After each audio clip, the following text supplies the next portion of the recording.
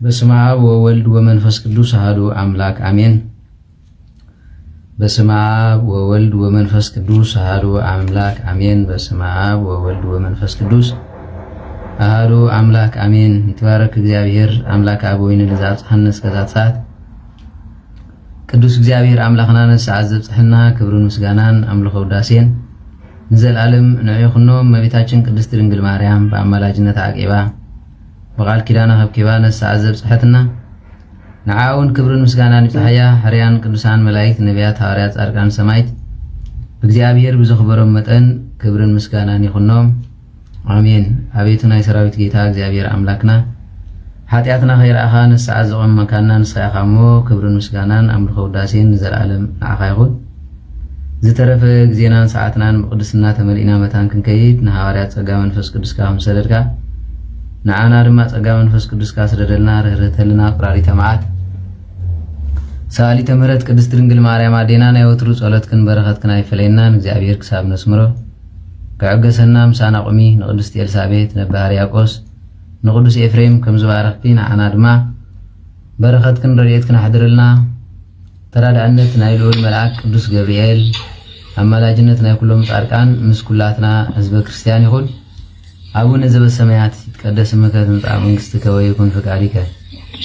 በከመ በሰማይ ከማሁ በምድር ሲሳይነ ዘለለዕለትነ ሀበነ እምኅድግ ለነ አበሳነ ወጌጋየነ ከመ ንሕነኒ ንኅድግ ለዘአበሰለነ ኢታብአነ እግዚኦ ውስተ መልሱት አላ አድኅነነ ወባልሐነ እምኩሉ እኩይ እስመ ዚአከ መንግሥት ኃይል ወስብሐት ለዓለም ወለዓለም አሜን። በሰላም ቅዱስ ገብርኤል መልአክ ወእግዝእትየ ማርያም ሰላም ለኪ ድንግል በህልናቺ ወድንግል በስጋቺ እግዚአብሔር ጸሎት ሰላም ለኪ ብሩክት አንቲ እምአንስት ወብሩክ ፍሬ ከርስኪ ተፈሥሒ ፍስሕት እምኔተ ጸጋ እግዚአብሔር ምስለኪ ሰአሊ ወጸሊ ምህረት በእንቲአነ ሀበ ፍቁር ወልድኪ ኢየሱስ ክርስቶስ ከመ ይስረይ ለነ ኃጣውኢነ ተማኅፀነ በኪዳንኪ አሜን። ሕራይ ናይ ክርስቶስ ቤተሰብ አፍቀርቲ ቅድስት ድንግል ማርያም አዴና ኣብ መሰረት ነቢያት ሐዋርያት ተሃነጽኩም ደቂ ዓዶም ንቅዱሳን አዕይንተ እግዚአብሔር ኣቦታተይ ካህናት ናይ ምስጢር ተላእኽቲ ኣሕዋተይ ዲያቆናት በ40 80 ውሉድነት እግዚአብሔር ተቀቢልኩም ተስፋ መንግሥተ ሰማያት ጽበይ ብምልእኹም ህዝበ ክርስቲያን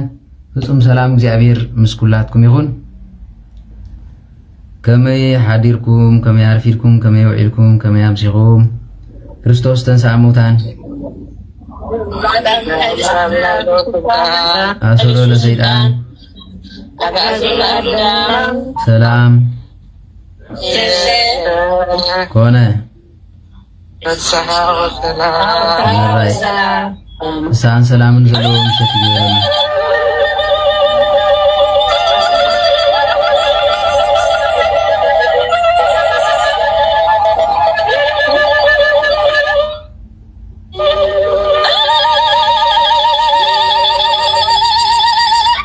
አሜን። ሕራይ በሉ ከመይ ሓዲርኩም ከመይ ኣርፊድኩም ከመይ ውዒልኩም ከመይ ኣምሲኹም በብዘለኹም መጽሓፍ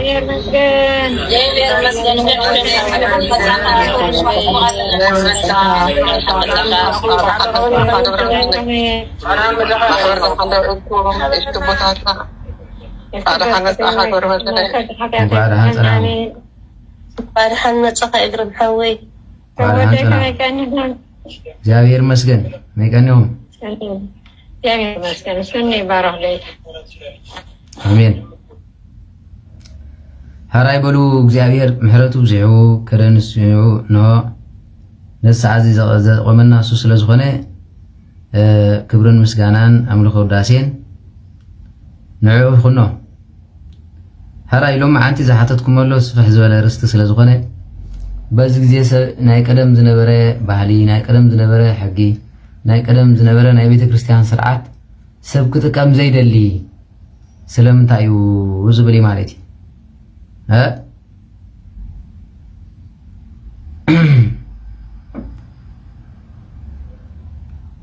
ነዚ ከም መምሃሪ ክኾነና መጽሐፍ ቅዱስ ናይ ቀደም ዘኪርና ክንከይድ ከም ዘለና እዩ ዝነግረና ብሓፈሻ መዝሙረ ዳዊት 77 ቁጥሪ 5 ከምዚ ዝብል ክትሪኦ ክትረኽቡ ትኽእሉ ኢኹም ናይ ቀደም መዓልታትን ናይ ጥንቲ ዓመታትን ይዝክር ኣለኹ ዝብል እዩ ማለት እዩ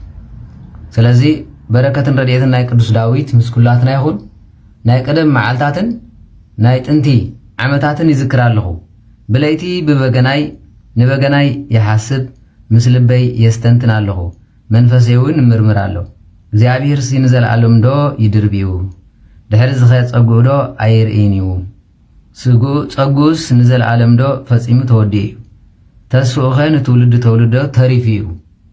እንዳበለ ቁዝማ ዳዊት ተባሂሉ ዝፅሓፍ ካብ ሓደ ትሒዝኩም ክትሪኦ ከለኹም ምፅንናዕ ንኽትረክብ ዝግበር ጸሎት ዝብል እዩ መብዛሕትኡ ሰብ እንታይ ዝብል እግዚአብሔር ኣምላኽ ብሓደ ዝገበርካዮ ገበን ብኡ ገይሩ ፈሪድ እኳ ንዘለዓለም ኣጥፊእካ ዝነብር ዝመስሎም ኣለዎ ስለዚ እንታይ እዮም ዝብሉ ማለት እዩ ሰለስተ ዓይነት ጸለይቲ ኣለዉ ይበሃል እሞ ባርያ ዝበሃሉ ጸለውቲ ከም ጸላይ ኮይኑ ከም ባርያ ዝቁፀር ኣሎ ይብል ጸላይ ኮይኑ ከም ነጋዴ ዝቁፀር ኣሎ ጸላይ ኮይኑ ከዓ ከም ሰብ ዝቁፀር ኣሎ ኢሎም ወለድና ንጸሎተኛ ብሰለስተ ይኸፍልዎ ማለት እዩ ሕጂ ንስኻትኩም ከም ባርያ ዲኹም ከም ነጋዴ ዲኹም ወይስ ከም ውላድ ዲኹም ትጽልዩ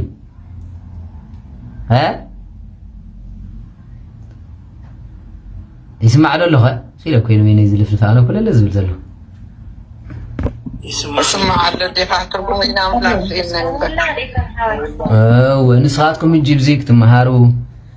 كتسمعوا كتحاسبوا خلوكم سي كم من تايهم زبل أقدا سعوت أيوم عليه سلازم نسخاتكم كم من يوم كم تباري عادي ويس كم تنقاري يوم تسليو ወይ ከዓ ከም ውላድ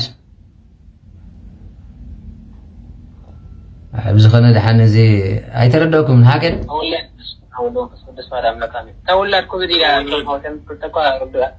ከም ውላድ ከመይ ውላድ ፅልዩ ከም ባሪኡን ከም ውሉድ ኢና ኣብየት ደቀይ ከምን እሞ ይተወስኽሉ በይ ሰሎምን ሓንቲ ምረፁ ከም ውሉድ ውላድ ይልምን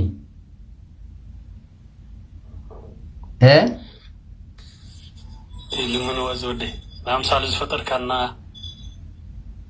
بدلنا قديفكا مهرت كاوردنا نبل مهرت كاوردنا يدخم هساني لمندي باروتي نازودي نبارت دخ اخيركم يجرا وكنت لعبال كم نقاني اليوم تصليو وعبي سلوم نسقنا بلوناتكم لهيبكم تايوا او إلغا زربا نبعلكم كابتي ازليكم تي اخ انت لكم كناتي اهم تقدفلت اني صار سيتي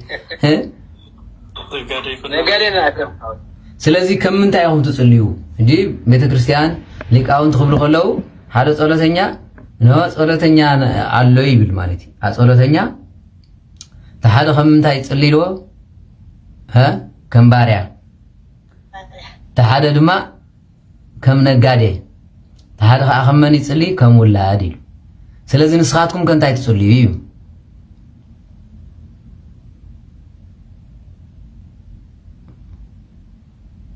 ከም ባርያ ዝብሉ ኣለው ከም ባርያ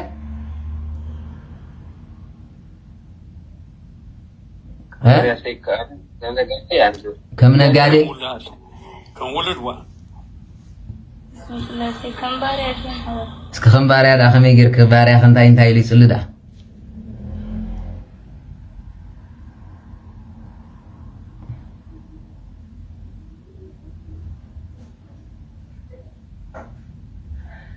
زيركم يوم خبيراتنا ندول انت خبيركم تاي لا حبشا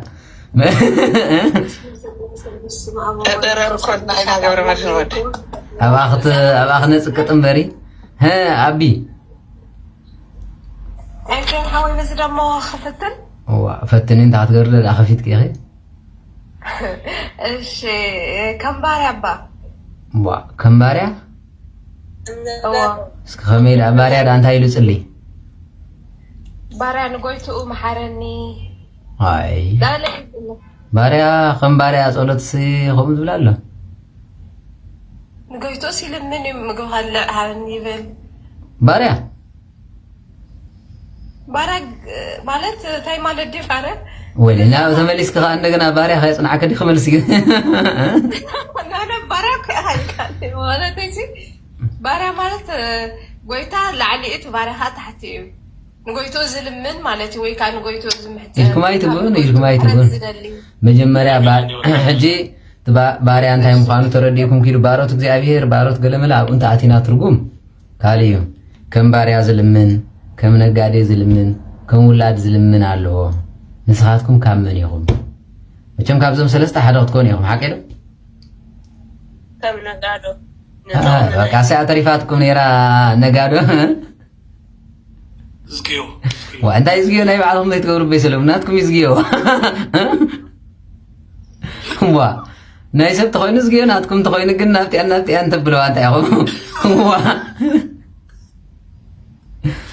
هراي بلو هراي كم باريا نو ጸሎተኛ ማለት እንታይ እንድሕር ተባሂሉ ባሪያ ደሞዝ እንተ ተኣኺሉ ዓስበይ ተቐቢለ ይዝብል ሓቂዶ ኣነ እኮ ከም ስለዝገበርኩ ከም ሰላጸለኹ እግዚአብሔር ሰሚዕኒ ዝብል ሰብ ኣለ ሓቂዶ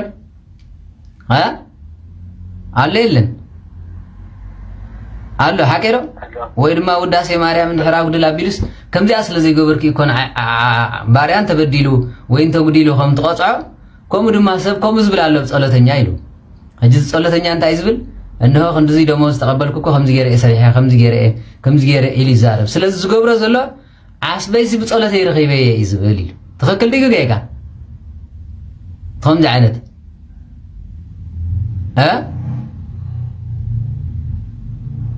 እንደገና ድማ ዝኾነ ዕንቅፍ ተቢልወስ ለማዓንቲ እንታይ ዲ ዝኾን ዘሎ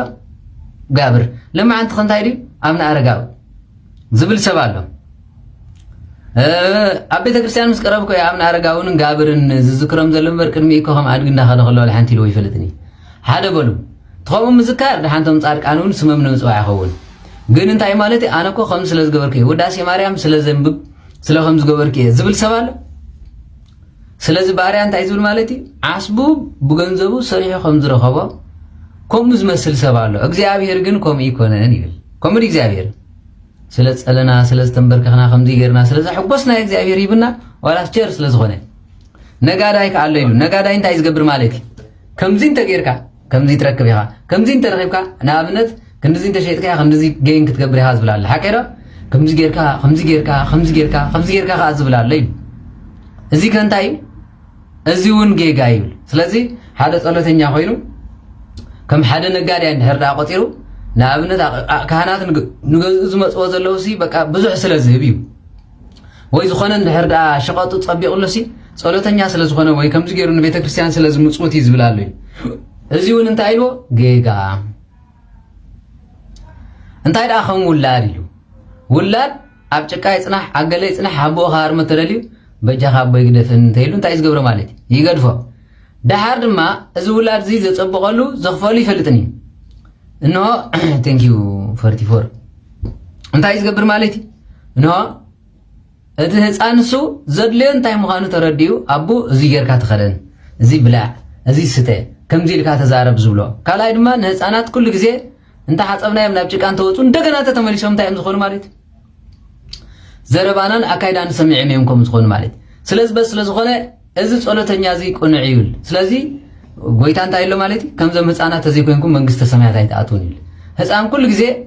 ሓዊ ከም ዘንድዶ ይፈልጥን እዩ ብፅርግያ ከም ዝኸይድ ኣይፈልጥን እዩ ታፃወታን ዝበልዓን ዝርኢ ኣብ እግዚኣብሔር ድማ እታ ቐልዕና መንፈስ ኣቦነቱን ተረዲኡ ንዝኸይድ ደኣሉ እምበር ከምዚ ዝገበርኩ ከም ስለ ዝገበርኩ ዝብል እንሆ ከምኡ ይኮነን እግዚኣብሔር ከም ወላዲ ንሕና ደኣ ከም ውላዱ ምስኮና ኢና ስለዚ ኣብ መፅሓፍ እንድሕር ኢኹሞ ሉቃስ ወንጌል ክንሪኢ ከለና ብዙሕ ገንዘቡ ጥፊኡ ዝጠፍአ ሰብ ነይሩ ማለት እዩ ሓደ ከዓ ሂወቱ ሙሉእ ምስ ኣቦኡ ዝነበረ ነይሩ ነቲ ጠፊኡ ዝነበረ ጫማ ልብሲ ካባ ግበርሉ ምስ ተባሃለ ትገዛ ፀንሐ እንታይ ኢሉ ኣጉረምረመ ይብል ዝኹሉ ዓመት ምሳኻ ክፀንሕ ዝኹሉ ክሰርሐልካ ዝኹሉ ጀርዲን ክቕፍረልካ ከብቲ ከጣብወልካ ኣባጊዕ ሓሪደ ከም ዝገብርና ኣውደ ዓመት እዚ ኢልካ ንዘይትፈልጥስ ገንዘቡ ማቂሉ ጠፊኡ ዝነበረ ምስ መፀ ንምንታይ ነዚ ጌርካ ኢሉ ኣንታ ዝወደይ ስዳ ናተይ ናትካ ሃብተይ ሃብትኻ እንዲሉ ወይ ስለዚ መላእክት እዚ ዘይገበርካልና ኢሎም ንእግዚአብሔር ኣይብሉን እዮም ملائكتي كل جزء مس እግዚአብሔር يوم اتጸጋናይ አምላኽ ድማ ሂብዎም ክቀዝፉ ኸሉ ክምሕሩ ኸሉ በዚ ስለ ዝኾነ ያብዓድና ትሚካኤል በዓል ይከሓስካ ትሚካኤል በዓል ይፍረድካ ንብሎ ሓቀይ ፈርደካ ኸእል ከንጥረካ ኸእል ሰይፍ ገይሩ ቆራርፀካ ኸሊ ብእምነቶም ብጽድቆም ስለ ዝነብሩ ወለድና ረዮም ትናይ ቀደም እምነት ስለምታይ ሰብ ይጾሎ እንተይልኩም ናብነት አገጠራት ዝመሰለ ዓድ እንድሕር ከይልኩም ኣብና አረጋውን ተሓሪሶም ተመን መጽኡ ዝኽልክሎም ማለት ስለምታይ እንድሕር ተባሂል ፈሪሃ እግዚአብሔር ኣለዎም እልንቱ ከም ህፃናት ያፈቅርዎ ለእግዚአብሔር ስለዚህ እዚኦም ከም ህፃናት ንወላዲዮ ከም ዝናፍቕ ንእግዚአብሔር ዝናፍቕ ግን ህፃን መጽሐፍ ምንባብ ከም ዘይክእል ሕግን ስርዓትን ከም ዘይፈልጥ ከም ህፃናት እዮም ዝፈልጥዎ ኣብቲ ዝመጸሎም ኣምላኾም ይናፍቑ ኣብቲ ዘፍርሖም ድማ ይምለሱ እዮም ስለዚህ ክትጽልዩ ክትንብቡ ክትነብሩ ክትሰግዱ ከለኹም ከመይ ይኮኑ ኢሉ ከም ህፃናት ስለዝኾነ እቲ ናይ ቀደም ሕግታትን እቲ ናይ ቀደም ዝነበረ ስርዓትን እቲ ናይ ቀደም ዝነበረ ኣካይዳን ንምንታይ ሰብ ይጸልኦ ወላ ፖለቲካ ተሳተፉ መንእስያት ኣለኹም ሓቀዶ ንኣብነት ናይ ኣኮለ ጉዛይ ሕጊ ኣድግና ተገለባ ኣሎ ናይ መንሽሙሎ ናይ 8 ኣውራጃ ሕጊ ኣሎ ብኡ ክግዛእ ዝደሊ ትውልድ ኣሎ እቲ መንግስቲ ብኤርትራ ነዚያ ስለምንታይ ዘይቅበላ እንድሕር ተባሂልኩም ንሕብረተሰብ ብፍቕሪ ብስኒት ዘናብር ስለዝኾነ ተበላፂ ክኸውን ኣይክእልኒ ምክንያቱ ኣብቲ ሕጊ እንድሕር ኢኹም ኮይንኩም ዝሓንከሰ ኣድጊ ዝበዘወ ኣድጊ እግሩ ዝተሰብረ ብዕራይ ዝተሰብረ ገመል መጽዓኛ ብሓፈሻ እዚኦም ሰብ ዝጥቀመሎም ስለዝኾነ ዋላ ናብ እኽሊ እንተኣትዮም ኣይትዝራዕዮም ጥራይ ካብኡ እሊ ያብሎም እንተበልዑ ድማ ግደፎም ይዝብል ካብ ዝበልዑስ ዝረግጾ ይዝበዝሑ ሕላ ሓንቲ ዘበላሽዎ የለን ስለምንታይ ንሰብ ከገልግል እዮም ከምዚ ኮይኖም ይብል ኣብ ዓይኒ ሚሊታሪ ወይ ወታደር እንድሕር ሃልዩ ድማ እታ ገዛ ውሕዳት ውላድ እንተሃልየማ እሞ ወይ ሓደ ወዲ እንተልይዋ ኣላይ ስድራ እንተዘይብላ እሞ ኣብ እንታይ ዝበሃል ሚሊታሪ ኣሎ ንበሎ ውትድርና እታ ስድራ ዝኣልያ ካብ ሰኣነት እቲ ውትድርና ንዑ ይምልከቶ እዩ ግን ኣቀውዒ ኣገለኸውን ከሎ ንዑ ስረደላ ስለምንታይ ነታ ስድራ ዝኣልያ ንሱ ይብል ሓደ መርዓውን ተተመርዒ ድማ ብርቱዕ ኩናት ዋላ ይሃሉ ኣብ ሕፅነት እንተሃልዩ ናብ ኩናት ብዘይካ ብፍቓዱ ተገዲዱ ኸይኣቱ ከመይ ሓድጊ ክገድፍ ይግብኦ ይብል እዚ እጂ ፍትሓዊ ይበሃል እንታይ ይበሃል እዚ ፍትሃ ብሄር ይበሃል እግዚአብሔር አምላኽ ንሓጢአተኛ ብሓጢአቱ ዘይኮነ ብቸርነቱ ከም ዝፈድዮ ንጉስ ድማ በቲ ዝገበረ ገበን ዘይኮነ ብርህራሄ ልቡ ክፈርድ ይግብኦ እዩ ኣብ ኣሜሪካ ዝነበረ ሓደ ለውየር ነይሩ ሓቀይ ዝረኣኽሞ ዓሚ ዝሞተ ብፍላይ ኣብቲ ናይ ትራፊክ ላይትስ ዝነበሩ ክፈርዱ ኢሉ ክመፅእ ከሎ ነቶም ቆልዑ ፀዊዑ ኣቦኻ ከምዚ ገይሩ ረአዮ እዚ ገይሩ ንስኻ ተትኸውን እንታይ ምፈረድካ ኢሉ I will free my father 50 ቅርሺ ዝቐፅዕ እንተይሉ 5000 ዝነበረ በቲ ናይ ተቆልዓ ፍርዲ ገይሩ ይኸይድና ኣብ ኣሜሪካ ተዝኸበረ እቲ ዝበለፀ ፈራዲ ተባሂሉ ተፀዊዑ ማለት እዩ ስለምንታይ እንድሕር ተባሂሉ ካብ ሕግን ላዕሊ ልቦና ገዚእዎ ስለ ዝኸይድ ሕጂ እቲ ናይ ቀደም ዝነበረ ሕግን ስርዓትን ንኹሉ ልቦና ዝተመልኦ ንፍቕሪ ንትውልዲ ድማ ፍቕሪ ዝምህር ናብ ዓመፃ ዘይመርሕ ስለ ዝኾነ እቲ ትውልዲ ኣይደልዮን ናብኡ ክመፅእ ኣይደልን እዩ እታ ሃገር ድማ ናብ ምዕባለን ናብ ሃብትን እያ ትኸይድ ንኣብነት እንተሪኢኹሞ ኣነ ሕጂ ኣብቲ ዝዓበ ኩሉ እንደ ዝፈልጥ ኣነ ዝፈልጦ ካብ ማይ ዓይኒ ዘሎ እዚ ብምሉኡ ስጋብ እግሪ ዓዲ ቀይሕ ስጋብ በዓል ኣኽራን ላዕሊ ዘሎ ናብ ትግራይ ድማ ስጋብ በለሳ ዘሎ ሕጂ እዚ ብምሉኡ ከባቢ ጦሮና ተባሂሉ ይፅዋዕ ማለት እዩ ሕጂ እቶም ሰባት ኣብኡ ዝነበሩ ክትሪኦም ከለኻ ጉንዒ ዝነበሮም እዮም ጉንዒ ኸይዶም እቲ ሓደ በዓላት ክበዓል እንከሎ ሃንዛ ጠርኒፎም ተሰኪመን እየን ዝመፃ ማለት ብደጊዕን ዘሎ ወዘተረፈ ዘሎ በቲ ካልእ ዘለዉ ድማ ጥሕሎ ዘሎ ንጥሕሎ ዝኸውን ስገምዲ ወዘተረፈ ሒዞም ይመፁ ንላዕሊ ዓዲ ክኸዱ ከለዉ ከዓ ዳጉሻ ተሰኪሞም ይኸዱ ማለት እዚኦም ሕጂ ናብቲ መርዓ ወይ ናብቲ ገለ ክኸዱ ከለዉ ከዓ ከበዳ ሒዞም እዮም ዝኸዱ ሓቀይ ከበዳ ትፈልጦ ዶ ከበዳ ዘይብሉ ዘመን ተወሊ ከበዳ አለ ንፈልጦ ከበዳ እንታይ ማለት እዩ ከበዳ ኣብነት እጂ መርዑ ምስ ተመርዑ መስቀል ዝተመርዑ ኣብ ፋሲካ ኣትዋት እንተኣትዮም እጂ ከበዳ ኢልካ ትኽብደ ማለት እዩ ወይ ድማ መርዓ ካነ ቤተሰብ እንተልካ ኣነ ከበዳ ኢልካ የኸብድ ናብቶም ወራድ መርዓ ምስ ኣተው ማለት ከመይ ድያ ታዛ ከበዳ እስኪ ታየ ከበዳ ብዘይካ ተኽእላ ኣብ ካልእ ዝምልሳልን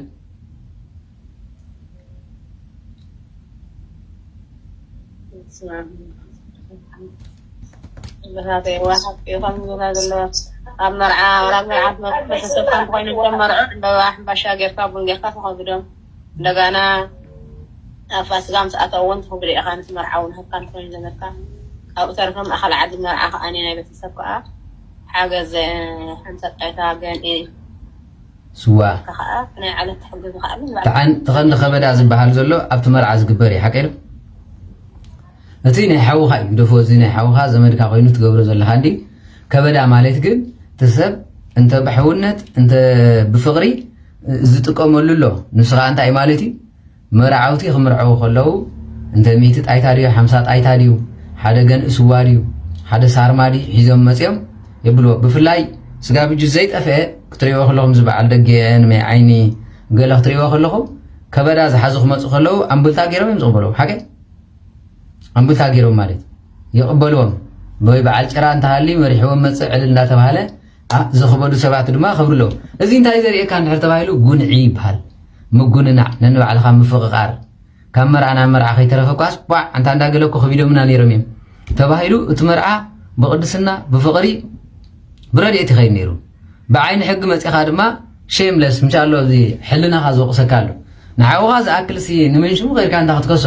ንወድዴኻ ንወድብኻ ከላ ግደፈሉ ها سلازي قدفلو تبايل يقدف عند هردا نفسي زطفا خوينو انا تطافا انا دخل نبر بمسون تكا تبايلو يتكبر نيرو مالتي ابزي جزولو ግን تناي قدم زنبره سرعات كملس زيدو ديو سلمنتاي نهر تبايلو هذا ፖለቲክስ ማለት ወይ ድማ ዝንሪኦ ዘለና ዲሞክራሲ ዝበሃል እቲ ወዲ ሰብ ድላይ ናይ ምግባር መብት ኣለዎ ዝብል አርእስቲ እዩ ዋ ስምዕንዶ ፈረስ ንድላይ ክትከይዳ ስለምንታይ ልጓም ትገብሩላ ንምንታይ ትስቀልዋ ማለት ልጓም ትገብሩላ እኮ መሪሕኩም ናብ ደስ በለኩም ክትወስዱ አይኹም ሓቀዶ እንድሕር ዳ ንሰብካ ሕጊ ዘይገይርካ ኣለኹንካ ድላይ ዝበሃል የለን ኣብ ዓለም ባይዘወይ ዘር ኢዝ ኖ ዲሞክራሲ ከም ድላይ ዝገብር ከም ድላይ ዝኸይድ ዝበሃል የለን እንታይ ዳ መሰል ስራሕ ተፈቂዱሉ በሉ ሕጊ መሰል ስራሕ ሕጊ መሰል ዘረባ ሕጊ መሰል ከም ዝወዘ ተረፈ ንዑ እንትኾንኩም ዲሞክራሲ ትብሎ ምናልባት እንቅበሎ ንኽኢና ካልኣይ ድማ ደስ በለይ እመን ትብል እንድሕር ሃሊኻ እኮ ንሰብ ስዲ ኢኻ ትሰዶ ዘለኻ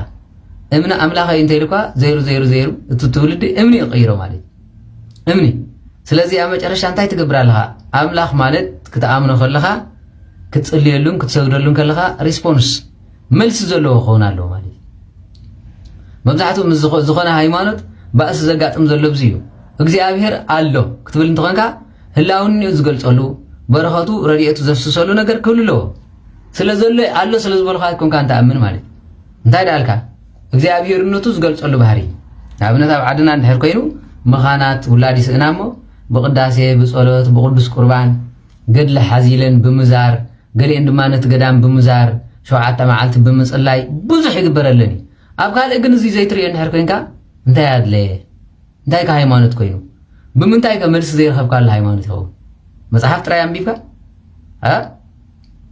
ስለዚ እቲ መጽሓፍ ተግባራዊ ክኸውን ኣለዎ ንኣብነት መጽሓፍ ተግባራዊ ክንብል ከለና ወንጌል ማቴዎስ ምዕራፍ 5 ከተንብብ ከለኻ ስለ ጽድቅ ዝጠምይ ብፃን እዮም ይብል ንጽድቅ ኢልካ ትጾሞ ጾም ጸጋ እዩ ማለት እዩ ስለዚ እዚ ስለዝገበሩ ጻድቃን ምስከዱ ከብዶም ስለዘጥመይ ነብሰም ግን ኣስቢሕማ ምስ መላእክት ብምዝራብ ምስ እግዚአብሔር ኣምላኽ መማኽርቲ ብምዃን ንኸይድ ማለት ይቕጽል ማለት ስለዚ በዚ ስለዝኾነ እቲ ጸጋን በረኸትን ዝዓበየ ይኸውን ባይዘወይ ብዙሕ ክትሓትዎ ዝግባኣኩም ከሎ ዋላ መንእስያት ኮይንኩም ኣብዚ ትኸድዎ ዘለኹም ዓድና ክንቀይር ኢልኩም ትእከብዎ ዘለኹም ሓደ ዓብዪ ነገር ዝጎድለኩም ማለት ትማል ንብል ነይርና ሓቀይዶ ንዓወት ዝቕድሞ ዘረባኻ እዩ ካብቲ ዝሰራሕካዮ ጅግንነትን ላዕሊ ዘረባኻ ቀዲሙ ክሰርሕ እንከሎ ከይዱ ተግባራዊ ዝኸውን ንስ እዩ ዝብል ትምህርቲ ናይ ትማሉ ነይሩ ምናልባት ሰሚዕኩም ትኾንኩም ማለት እዩ ሎሚ ከዓ ፍልይ ብዝበለኻ ሃብቲ ጻድቃን እንሆ ኣብቲ ትኸዶ ዘለኻ ስጋዊ ወይ ድማ ነቲ ሃገር ክትሰርሖ ክትዕሪ ኢልካ ትኸይድ ዘለኻ ጻድቃን የድልይኻ እዮም ቅዱሳን የድልይኻ እዮም ንኣብነት ካብ ካልኣይ ነገስቲ ምዕራፍ 6 ክንሪኦ ከለና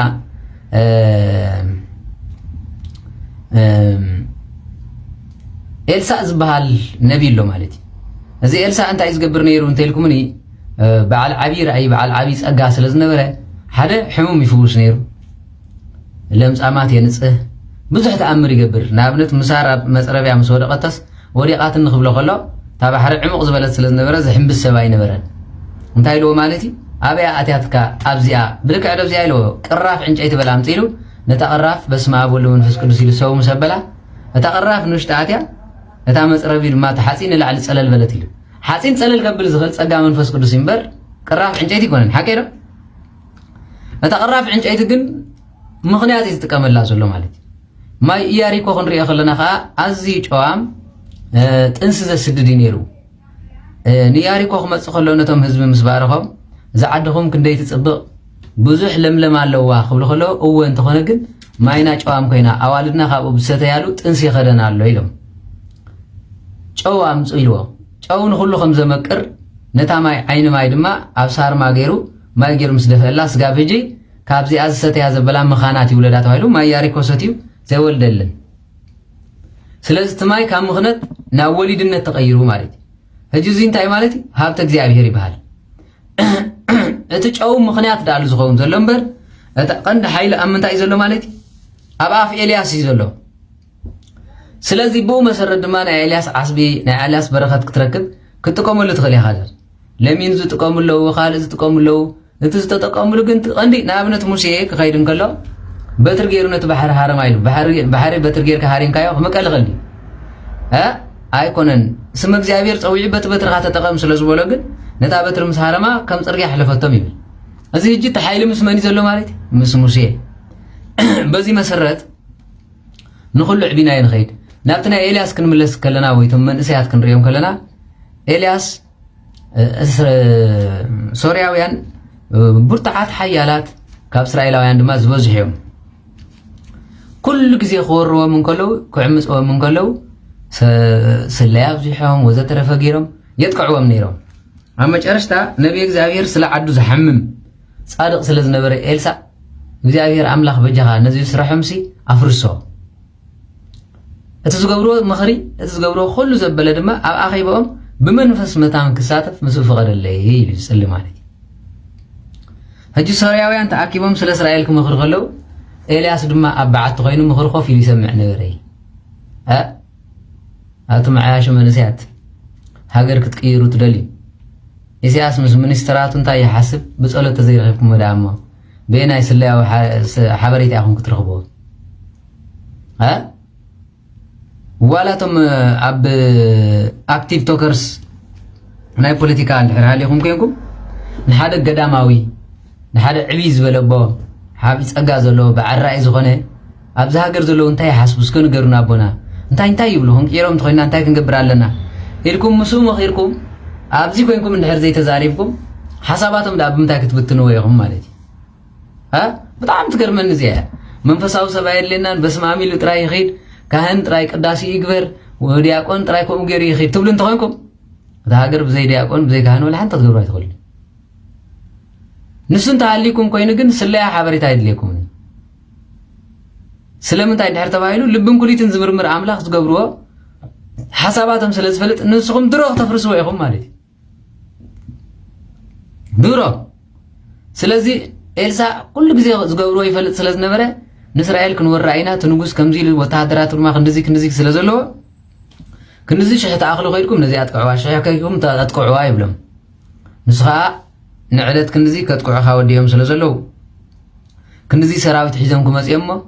ኣብዚ ክትዓርር ዝሓሰብካዮ ኣብኣ ክልተ ወታሃደራት ገዲፍካ ንቕድሚት ከይድካ ዕረድ ኣብ ዘይተዳለወሉ ድማ ንስኻ ጉበጦም ኢሎም ፃዕቢሉ እቲ እስራኤል ዝነበረ ንጉስ ከዓ ኣሕምድ የብሎም ኣብ መጨረሽታ እዞም ትሪእዎም ዘለኹም ሶርያውያን ምስ እስራኤል ምኽኣል ስለ ዝሰኣንዎም ነንባዕሎም ተባኢሶም ኣብ መንጎና ስለያ ኮይኑ ዝሕልፍ ኣሎ መን ይኸውን ተባሂሎም ዘዝጠርጠርዎ ክርሽኑ ጀሚሮም ዘዝጠርጠርዎ ከጥፍዎ ጀሚሮም ልቢ በሉ መንእሰያት ናይ ብሓቂ ኣነ ዝዛረበኩም ዘለኹ እዚ መንፈሳዊ ፀጋ ስለ ዝኾነ ፅባሕ ክትጥቀምሉ ኣለኩም ስለዚ ነዚ የፍርሰሎም ስለ ዝነበረ እንታይ ገይሮም ማለት እዩ የፍርስሎም ስለ ዝነበሩ ስለያ ኣብ መንጎና ተረኺብሎ ካብ መንጎና ንእስራኤል መልእኽቲ ዘሕልፍ ዘሎ መን እዩ ሸር ባግበሮ ብፍላይ እቶም መንእሰያት ክሰምዑ ዝግባእኩም ኮይ ፌስቡክን ሸር ግበርዎ أنا خزارب زي سلشون زي مل إذن حسكم مسمع سلجو هراي كم من قنا سلا تزهلونا خمزيرنا إنه سراويتنا يمتفانا نيلو تنقوس زت أرترم كم إسياس كاسرم جميل مال إسياس حق أي كود مش جمرة مستير خاص مش جمرة أنت إلمالك أبال 15 زيم كم زيم دا زي نازل زي مستير زوج نداولا نخلهم دا أسره ججاسوسم مسوق فابيلو تاقون قان عدمي خمزي أجري يحلف له مال كم زي نحر جميل نقص أبقى قام ورقتي زخون كوين زلقن صادق يدليو قدس يدليو مستير زفلت إسياس انتا يحسب انتا يقبر أجز خوفي لك حسب كله منفس قدس يريكاي سلازي صلاتنيا قبلكم كلها أحد لغلق بروتستانتم زيهم إذا يقبر لكم تتالي لكم تخيلكم بزي زل دفاع لنا ودرقم كيتبل بروتستانت حساوي عمل آخر إذا يفلت مال آخر إذا يفلت إسياس كم زغير بويل خيط تعلقكم كم زي صاصري زبال كن زي عمتكم موتي لكم أو آخر لقاء زي لنا لكم معال تقطر خيط وعلم عليتي ጸጋ መንፈስ ቅዱስ ሞሎ አኺቦም ድማ በመዓልቲ ዝብትኖ ስለዝ ነበረ መጨረሻ ዓቅሎም ጸበቦም ኢሉ ዓቅሎም ጸይቦ ድሕሪ እንታይ ኢሎም ማለት እዚ ነገር እዚ ምስጢር ዝሕልፈልና ዘሎም መን እዩ ምስተባሃሉ ኤልሳዕ ዝበሃል ነቢ ኣሎ ካብታ ከተማ ውፅእ ኢሉ ዝነብር እዩ ንሱ ጸሎተኛ ስለ ዝኾነ ኣምላኽ ምስ ሓተተ ኩሉ ይምልሰሉ እዩ ስለዚህ ንሱ ኢላን ዓና ዘጥቃና ዘሎም በር ካላ ኣይኮነን ኢሎሞ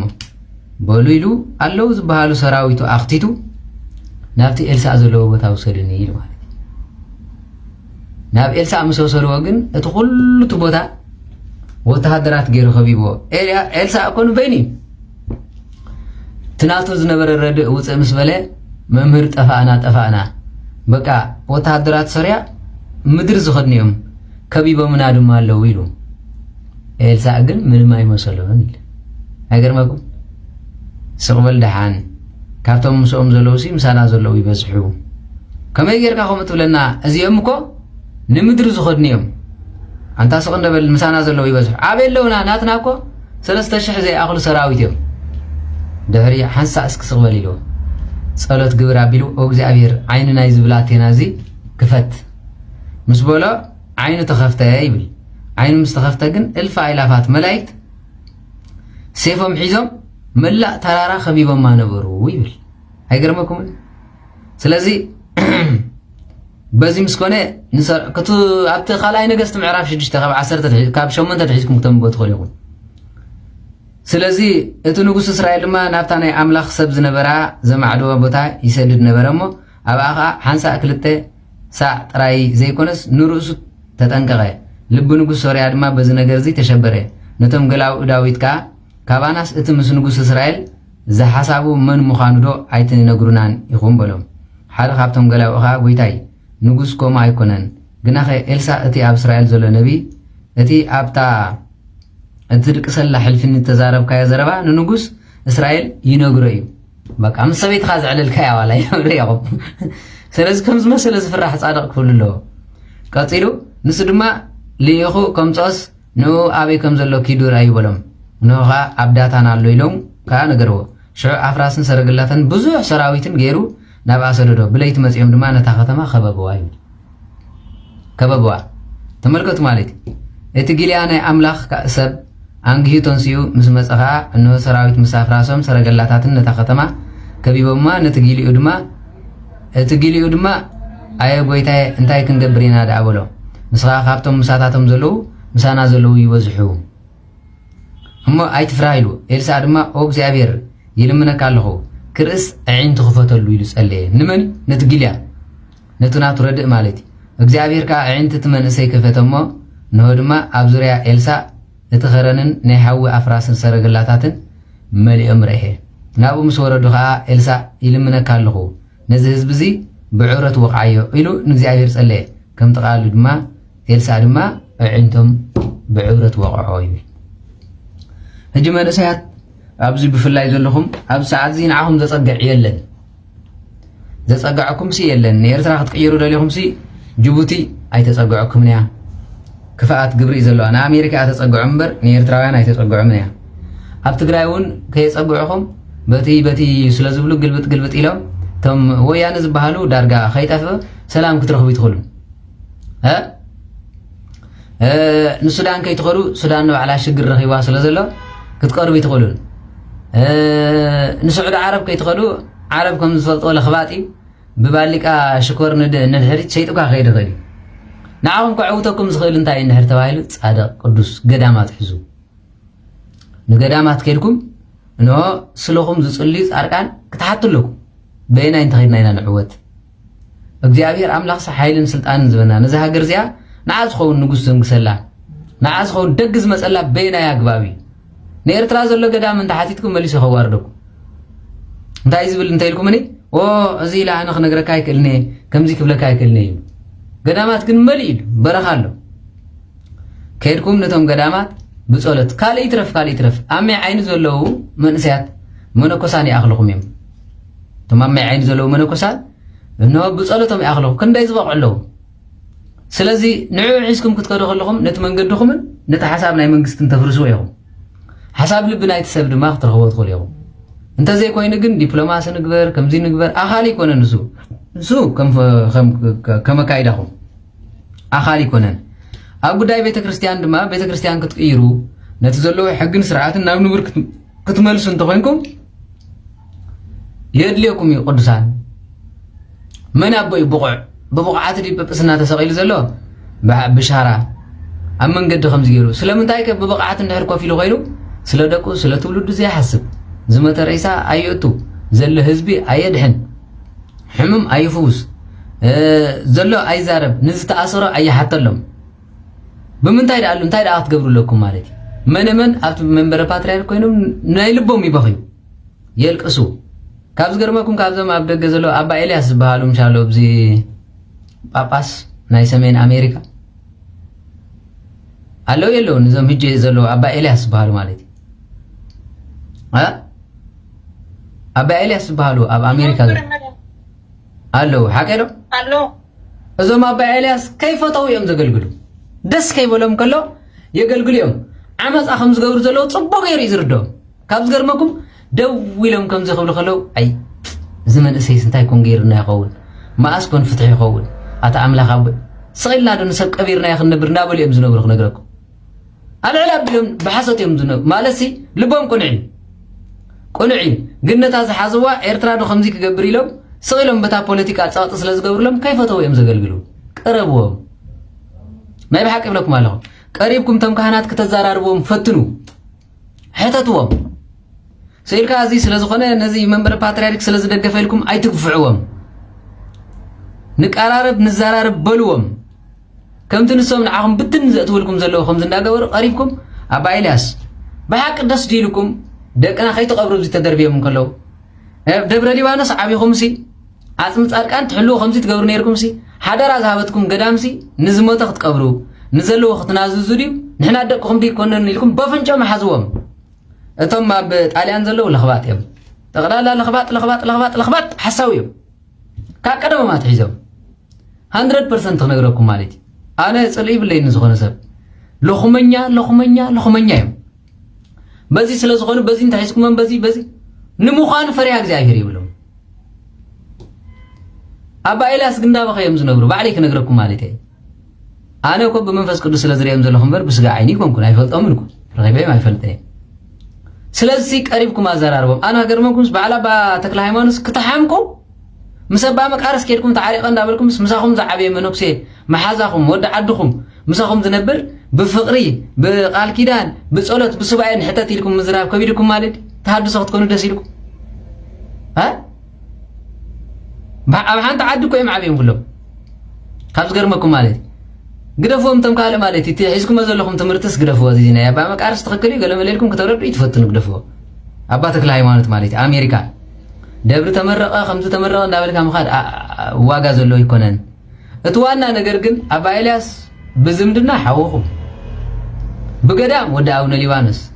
ብመብፅዓ ኩልኩም ኣብኡ ዝዓበኹም ንስኻትኩም ፈለስቲ ኮይንኩም ዘይተረዳእኩም ሲ ንአናይ ክትረዱ ኢልኩም ኢኹም በቤተ ክርስቲያንኩም ሒዝኩም ማለት እዩ ሓደ ሊባኖስ ኣቦና ትብሉ እንተኮይንኩም ሓንቲ መንፈስ ጌርኩም ዳ ዘይትኸዱ ዋላ እንተ ዘይተረዳዳእኩም ኣባ ኤልያስ ኣነ ደገጋ ዘለኹ ንስኹም مشوعات معلت سباعي نتو أملاخ ليبانوس كمل سلنا إلكم زي تاتو كلكم بتعبيد تجاهركم سبكاب تطفوا مالتي ها قرم زبلن نجر تالي أباتك لهيمانة ندافلت تصيغي أبا إلياس كا زي نسم مسيلهم بقى بوشتهم عرنا طعمهم زقلقليهم عرنا طعمهم بقى خواص أخو حدا راي لهم أبوتات كابهابوني بجاخا سلزبولوني لهم يمنتا بجاخا مبر هزبي تأفق يموت كم زلن تنجير كايم قطيفهم كردو زخلو باق أبوهم እቶም ምስኦም ዘለዎ ካህናት ግን መስቀል ዝሓዙ ጋነንቲ እዮም ተጠንቀቁ ኣይቀርበኹምን እዮም ምስኦም ክትዛረቡ ምስኦም ይህን ክትብሉ ምስኦም ከምዚ ክትብሉ ኣይፈቅድልኩምን እዮም ፈፂሞም ኣይፈቅዱን ስለምንታይ እንድሕር ተባሂሉ ቅንዕና ክተረድዎም ቅንዕና ክትዛረብዎም ምዃንኩም ስለ ዝፈልጡ ደው ኢሎም ንባዕሎም እቶም ካህናት ናካልእ ከይድኩም ክትሪኦም ከለኹም ብጣዕሚ እዮም ዝሓዝኑ ማለት እንታይ ክገብርካ ገዳመ ወፅየ ነዚ ክርእስ ምስ ኣቦታተይ ዘይመውት أملاك أبوي بل زحزي هذا اللي خبيت كرسيان كوا خيط أفني لهم بفريق እግዚአብሔር يمزنبرو مغلات ختمة يفلطن يمشوا كاب دبر ليبانوس تخيلهم من أمريكا مثلا أتافريق እግዚአብሔር أبتا دبر ليبانوس زلات قلت كما يلي أزلا مشوا أتيهم تريوم جن بجبسي بأديس أبابا بقلة ختمة يمزخدون يروم هيوتهم ملو قدام يفلطن እንኳን እንደ ጸሎተኛ ኮይኖም እግዚአብሔር አምላክ ከምዚኦም ከምዝ ክትብለሲ ስለ ካነ በአገለ እንታይ በለ ካቀደመም ዝነበረ ማለት ስለዚህ በትምህርት ሰንበት በገሮም ዝመጹ ስለዝኾኑ ጠንቀ ወደ ጠንቀ ሒዘም ዝኸዱ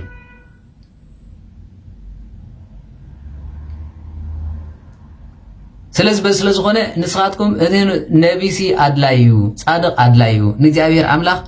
ዝርኢ ነው አድላዩ በዚኦም ድማ ንቤተ ክርስቲያን ክትዕውቱዋ ትኸሉ نحن كوبزي كوف كل بالكلنا ملقت نايتهم بقدام زلوا سمعنا إنا نقل كلمبر بتي زلوا تولدي ولا نتولد صيغة تسمعكم سمون صلي ما جرشتنا على عائلهم سفرة رحوا قلبت إلى زي ولا جزائر اللي نغلق أغد ها كنت حاسبون كنت مهرون أب مدرسة توصل لهم نتسب كم سمعوا قد ملو بملو يكونكم من 100% زي لكم تغروا يقوي الحيون سجاز عنك فلو عليه زعنك فلو سماء ورست زير دولو انتاي دوخ قبريهم أنا انت زي اللي سبلو نعايز يجي زقات من ببزحة قومي ولا ميركا بلعل درجة مسب صحيح بزي كايز قبريه بلون زبلا الرأي يزحزم من كله نهي له خندا انتاي له هيني سلز خونه آز يخم متنكا أقدا سنت علوه سلزي السوم كم دي أمز مسلو بوتات كترحقوهم كتصرفوهم هجده في قلم اللي تراي زيكم كتبلوهم زقباسي بعين اللبنا نسخم أبويهم أباسهم كا እግዚአብሔር አምላክ ነው ጳጳስ ኮይኑ ዝሸመኩም እንድሕር ሃልዩ ኣብ ሰሜን ኣሜሪካ ኣለና ሕቶ ኣለና ክናሓተኩም መልሱልና ንሕና ኤርትራውያን ኢና ንግዚኡ ዋላ ጳጳሳት ኮይንኩም ንመንግስቲ ክትሸሙ ከተጸበቁ ከፍተበልኩም መዓልትኩም ምስ መፀ መጓሓፍኩም ኣይተርፈኩምን ኣብ ዘበን ደርጊ ዝነበረ ጳጳስ ከኹሉ ግዜ ዳርጋ ደርጊ ነይሩ ዓላባ ኣምነ መርቆሬስ ዝበሃል ነበር ስለዚህ ምስ ጃንሆይ ሆይ ብሉ ነይሮም ምስ ሓደ ሆይ ብሉ ነይሮም ውርደት ምስ ኮነ ግን ብኸይና ገይሮም ከይዶም ሰሜን ኣሜሪካ ተደርቢዮም ማለት ድሕሪ ክንደ ግዜ ኢትዮጵያ ድሕሪ ጂ ዛረብነ ኢትዮጵያ በድልያ ስለዝበሉ በኣርመ መወዲኦም ማለት ብብኽያት ፍጻሜኦም የጸበቀሎም ኣጸቢቁሎም ይኸዓ ማለት ፍጹም ኢትዮጵያ በድልያ ስለዝኾንኩ ኣነ ይዛረብነ ኢሎም ኣብዛ ዊልቸር ተቐሚጦም ዊልቸር ሕሙም ነይሮም መስለኩ ባዕሎም እዮም ኮፍ ኢሎም ኣብኡ كم زي تسئلهم زدن زوز بعلمهم عفوا ما يزاربن زولو بعلمهم بر يزاربي ما نمسخر كلام يلن سلازي بدي لي اسل زخونكو بوشت ايد اي بخيل لا يلك سلانا حدነት بر اي زارب الله نيلو اي زاربن يدحرجي نابن ماتياس مسمصون ወንበሬ አይበሎምን ንስኻ ተሸይም አይ ፋሉን ስለዚ ክልቴና ዳ በሐሳ ንጸዋዕ ኢሎም በሐሳ ጸዋዕም ከይዶም ጽቡቕ ፍርዲዮም ፈሪዶም ወላ ኣብነ ማትያስ ቁናዕ አበይም ኣብዚ ዝገበርዎ ማለት በር በዓል ኣብነ ማትያስ ገለዋላውንኮ ወያነ ከለውን ንሰሙንኮ ከይዶም ዓቢዶም ነይሮም ድሓር ግን ናብ ጸሎቶም ምስ ተመለሱ ናብ በዓል ኣባ ዘወንጌል ምስ ከዱ እቲ ምስጢር ኣባ ዘወንጌል ምስ ነገርዎም ግን ስጋ ብሎሚ ኣብነ ማትያስ ብኽያት ይዝቕድሞም ንዕኦም ዘጋግዮም ንኣብነ ማትያስ እንታይ እንተይልኩምኒ ኣብዚ ኢየሩሳሌም እዮም የገልግሉ ነይሮም ብሱባኤ ዝፍለጡ በዮም ንኢትዮጵያ ምስ ከዱ እቲ ናይ ወያነ ዝበሃል ስርዓት ዕቢድዎም ነይሩ ልክዕ ከም ኣብነ ጳውሎስ ማለት دحار جن ناب صلت مستملسو بفلاين عسيمبا مسكدو مسبا زونجيل مستزارارو جن كاباس قابلو متريو بزي كابغيات كلا يقدمو هنا تفلطومي ما باز وانجيل كم عينه ابو مخالف مسوم مستمعادو باز وانجيلون بدحري ترخبو بز مسرت مكر ابو طقام سلازخونه نبعل ابن ماتياس كيترفه بس عزين ابن ماتياس افكا مليكا تزارب نوري ابي قدس ابو بعين منفس قدس كتريم كلها اتوم ابوتاتنا اب عد زلون نفعات ابوتات አለው ካህናት ኮይኖም እንዳበኸይ እንዳልቀሱ ዲያቆናት ኮይኖም እንዳበኸይ እንዳልቀሱ ጽባሕ ደለውጥ ይዝመጽ ዝብሉለው ተማብደገ ዘለው ሁሉም ሓደ እንግድፉ ዘማብደገ ዘለው ካህናት ባይ ስለዚህ እንታይ ኣብሎኩም ደለ ነቶም ከምዚኦም ዝመሰሉ ኣቦታት ግን ረኺብካ ምዝራብ ቅርቢልካ ምርዳ ከምዚ ካብትብሉ ሱባኤ ዘይትሕዙ ንእግዚአብሔር መልስ ሃበና ኣነ ደግ ተጋጊ ዘለኹ ወይስ እዚ ዘይትብሉ ንዓኹም እንተ ኣበየኩም ድማ زبقعو نسوم تفلطهم قدامات አለው መልእክት ዘይትሰዱ ከምዚ ጌርክ አኻነ ነው ተመልሰው ምክንያት በአፍልጦ ነው በገለደን ተይልኩሞ ተሐድሶ ዝብርስ ስለዛሐዘ ሁሉ ህዝብ ኤርትራ ተሐድሶ ይዝመስለው በቃ ሁላትና ዘይንረብሕ ንእግዚአብሔር አምላክ ዘይነገልግል ቆም ይዝመስለው ነተኽናያቱም መጽሐፍ አይፈልጥን ህዝብ እዚ ሳክትዩ ከምዚ ጻዓንካ ያድጊ ከም አድጊ ሕዳር ጻዓንካ የተሰኪም ይዝኸይድ ገለመለ አይትሪዮ እንዲሁ ናይ ነፍስ ወከፍ ስብከት ሓንቲ መጽሐፍ ያ ማለት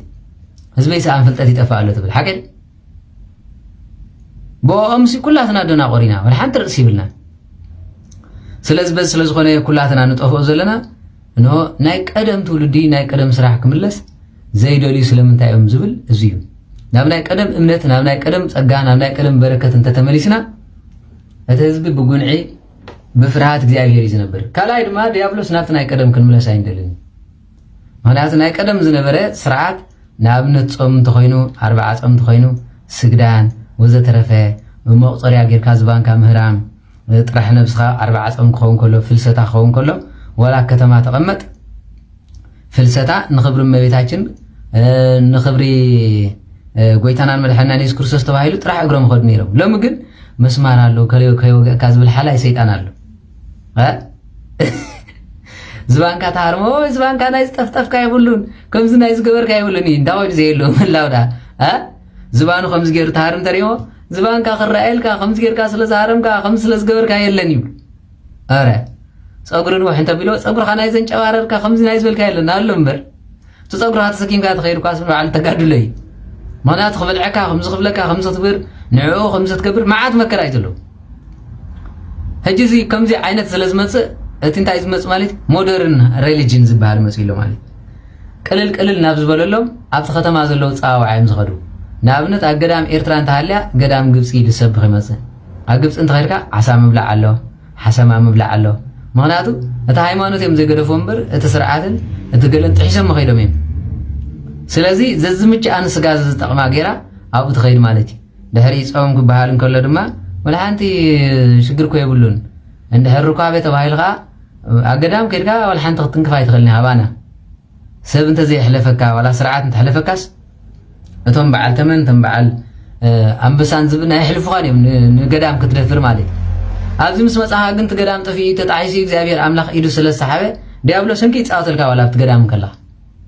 نتوم زوجات كود علمبر نتوم زيبلو هنكي تساوتلهم شعت سباقون سيطاني وغير مزيالة ورحاو صقيات كلا وقالن ستيت بيت كريستيان تأتلو انتهي سقمالو تسالم دو مصحف انتي صقمالو حدش كيدان ينازلنا اب حدش كيدان زل حق كويتر بعين حق مسيحا رئيس تمنى يزبل امبر ززمو طراي يبلوكم نزبلكو بحدش كيدان يصلحكا خاوي دامصي خاي زربازين تيلكايو ግብጻዊት ቤተክርስቲያን ከምዚ አትገብር እግዚአብሔር እንታይሉ ሕግ መጽሐፍት እንታይሉ ፍትሐ ነገሥት እንታይሉ እንታይልካ ጦይ ኢሉ ዝህጅ ዘሎ ፍትሐ ነገሥት ማዓት ገይጋሎ አረ ተናይ ቀደም ሳና ፍልጦይ አቦታትና ስቂሎም እዮም ተቀቢሎሞ ዶ ንስኻ እንታይ ተቀቢልካ መጽሐፍ እንድሕር ተባሂሉ በቃ ነቲ ሕግ ቤተክርስቲያን አቅልል አቢል ይዝሪዮ ካህንስ ሰዓት 10 ሓደ በልዒስ ናብ ቅዳሴ ያጡ እንታይ ፀገማሎ ዲ ፋዱስ ዘይኣኸለ ሃብቲ ማይ ገለመለ ኢሉ ሽዕ እንዳጉስዐ ይቆርብ ዝቆረበ ኮ ይመስሎ ዘሎ ነውሪ ጠቕላላ እንድሕር ካህን ክቆርብ እንኮ እንተኮይኑ ኮ ቅድሚ ቅዳሴ 18 ሰዓት ክበልዕ ይብልን مس قداسي 3 ساعات توسيخو 21 ساعات كيبلع እተው በሰላም ምስ በለዩ ክጥዕም ዝግባው ሎሚ ግን ዲያቆን ይተርፍ መእሙን ይተርፍ ንሕና ክንቆርባ ይተርፍ ክቆርብን ከለስ መስያደይ መሰይትን ወደ ሓው በይ ክትቆርብ እንድሕር ኮንካ ሰዓት 6 እንተኮይኖም ቅዳሴ ዝኣቱ ቅድሚ ሰዓት 3 ኢኻ ትበልዕ እንተዘይ ኮይኑ ድሕሪ ትበልዕ ዘለኻ ኣይኸውንን ንቅዱስ ቁርባን ብቕዓት የብሉ 18 ሰዓት ክትጾም ኣለካ ምክንያቱ ሃዋርያት ጎይታናን መድሓኒትና ኢየሱስ ክርስቶስ ካብ ዝተታሕዘላ ስጋብ ዕለተ ዓርብ ዝነበረ ሰዓት ቆፂሮም ስጋብ ትንሳኤ ዝገልጽ ሻዓዮም ዘይመፁ ማለት እዩ ስለዚ በዚ መሰረት ድማ ክንገብሮ ይግባአኒ ሕጂ ሎሚ ከም ድላይካ ስለ ዝኾነ በቃ ዝቆረብና ይመስለና ኣምፃ ቢሉ ቆሪብካ ከበርሒ ዙጥ ይብል ምዋል ምክንያቱ ሲ ዝቆረበ እንተሊሲ ማያ ይሓዝ ብኣፉን ብዙሕ ኣይዛረብ ብኢዱን ብዙሕ ኣይጣቕዕ ከመይ ስለዚ ቆረበ በስርዓት ስዑ እንታይ ይብል ማለት ቁርባን እኮ ምስ ደምካን ስጋኻን ተዋሂዱ ምስ ነፍስኻ ዝኸይድ ምራብ ስጋኻ ገዛ ይብሉን ዝብል ሓደ ሓንኳል ሰባኺ ይመፅእ ማለት እዩ ህዝቢ ብልሽው እንታይ ፀገም ኣለዎ ብልሽው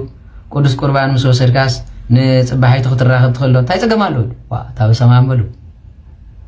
ቅድሚ ምቑራብካ 3 መዓልቲ ድሕሪ ምቑራብካ ካብ ሳልስቲ ኢኻ ትራኸብ ጠቕላላ 7 መዓልቲ ናበይ ስለዚ ሰብ ሓዳር በዚ ሕጊ ስለ ዝፈቕደሎም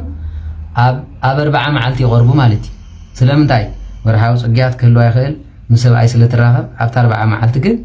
እግዚኣብሔር ዝፈቐደሎም እንሆ ይቆርቡ ሎሚ ግን ከምኡ የለን እንታይ ኢሉ ይሓትት እንታይ ኢልኩምኒ እቲ ካህን ለይትን ቀትርን ዝቅድስ ከዳኣ መዓስ ምስ ሰበይቲ ይራኸብ እንታይ ይምልከተካ ንሱ ይኮነን እኮ ከምዚ ዝበለይቲ ሓዝተ ኢልካዮ እንድሕር ምሕረስ ኮይኑ ኦፕሬሽን ዝገብር ካህን እንተኮይኑ ከዳኣ ቤተክርስትያን ክኣትው ይኽእል ዶ ይኽእልን ንዑ ዝተዋሃበ ሕግሲ ንበይኒ እዩ ድሓር ድማ ኣብ ሕክምና ኦፕሬሽን ዝገብር ለይቲ እንተኮይኑ እንታግብረ ቤተክርስትያን ክመፅእ ቤተክርስትያን ዝመፅእ ሲ ዶክተር ዶ ሰንበትን ቤተክርስትያን ይመፅእ ንሆስፒታል እዩ ዝኸይድ ስለምንታይ ዋላ ሰንበት ሕሙማት ስለ ዘለዉ ንዑ ዝኸውን መዓልቲ ዝወሃቦ ስለ ዘሎ ኣብ ዓመት ክቆርቦ ዝግባእ ንሱ 3 ግዜ እዩ ዝቆርብ ዶክተር ባሕታዊ መሕረሲት እንድሕር ኮይና ኣብ ዓመት 3 ግዜ እዮም ዝቆርቡ መኣስን ልደት ሓደ በሉ ትንሳኤ 2 በሉ ፍልሰታ እንተ በዚሕኻ 4 ግዜ እዚ ከማን ንስርሖም ናብኡ ዝተታሕዘ ስለ ዝኾነ ባሕታዊ ኣብ ዓመት ክንደይ ግዜ ይቆርብ 3 ግዜ ወይ ጥምቀት ልደትን ጥምቀትን ጥሪ ስለ ዝኾነ ግዜ ጥሪ ማለት እዩ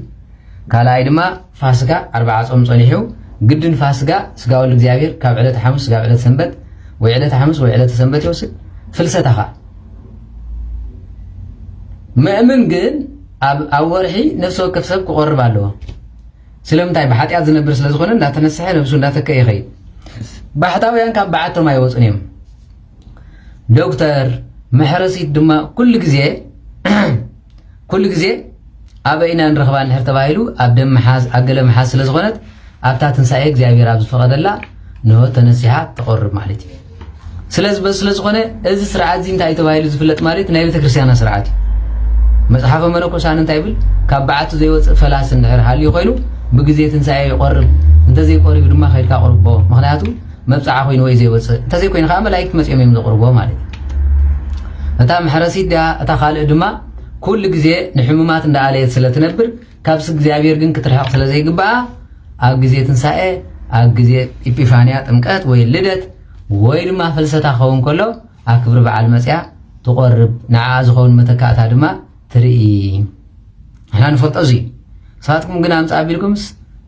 ዶክተር እንተኮይኑ ኸ ዶክተር ዘይሓትት እንታይ ንዓኻ ርእስኻ ሒሙካ ማለት እዩ እንኳን ዶክተር መርፊ ኣዋጋግኣ እሱ ይትረፍኩም ማለት እዩ ኣሳታት ያፀበል ዘይከኣልኩም ስለ ዶክተር ምሕታትኩም ግርም እዩ ዝብለኒ ማለት ሓደ ግዜ ስለዚ ንሕና ደጓ ትሪና እሞ ኩሉ ግዜ ከዓ ካብ ኦፕሬሽን ካብ ስለ ዘይንፍለስ መዓስ ንቆርብ ኢሉ እንተዝሓትት ግን ቤተክርስትያንና እኹልን ትርፍን መልሲ ኣለዋ እቲ መልሳ ድማ ንኩሉ ግዜ ዝኸውን መልሲ ዳ እምበር ንሰሙንን ንክልተ ሰሙንን ዝቃነ ይኮነን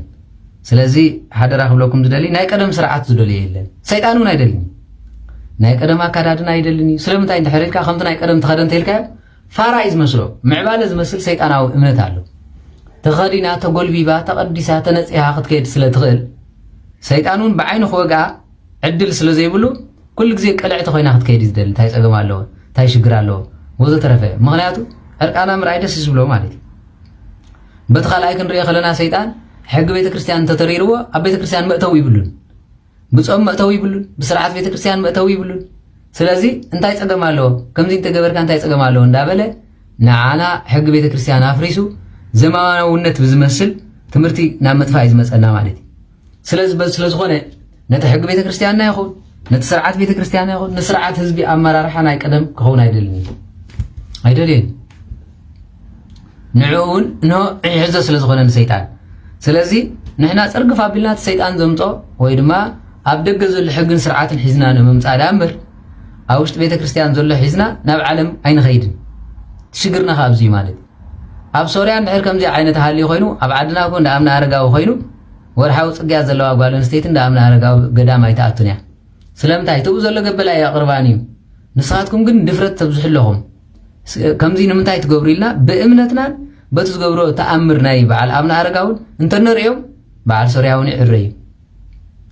ሕልፍ ሓሊፎም ግን ንባዕሎም ፈሪሶም ገዳምና ከፍርስኾም ኢሎም የምፁ እንተሃልዮም ሽግር እዩ ስለዚ ቀደም ፈለስቲ ብጫ ለቢሶም ይመፁ እሞ ካብ ኒው ክመፁ ከለዉ ዕጣን ይሽትቱ ኣክሳድካ ማዕተብ ኣለካን ዘይብልካን ትሪኦም ካህን ከምኡ ነይሩ ሎሚ ግን ፀሎሎ ይመስል ክዳን ይኸድን እሞ ኣብ መጨረሻ መልኣከ ሞት ይመስል ክሰብኽ ይመፅእ ሓደ መጀመርያ ንስብከት ዝግባአን እታ ፀላም ልብሲ እንታይ ምልክት ኣለዋ እንተ ትብላ ኮ ሓንቲ ተምፅን ፀሊም ናይ ሓዘን ልብሲ እዩ ንምዃኑን ንመልኣኻ ይውክልን ንሕና ፃዕዳ ንለብስ ፃዕዳ ንገብር ኮ ቤተክርስትያንና ሕግን ስርዓትን ስለ ዘለዋ ሓደ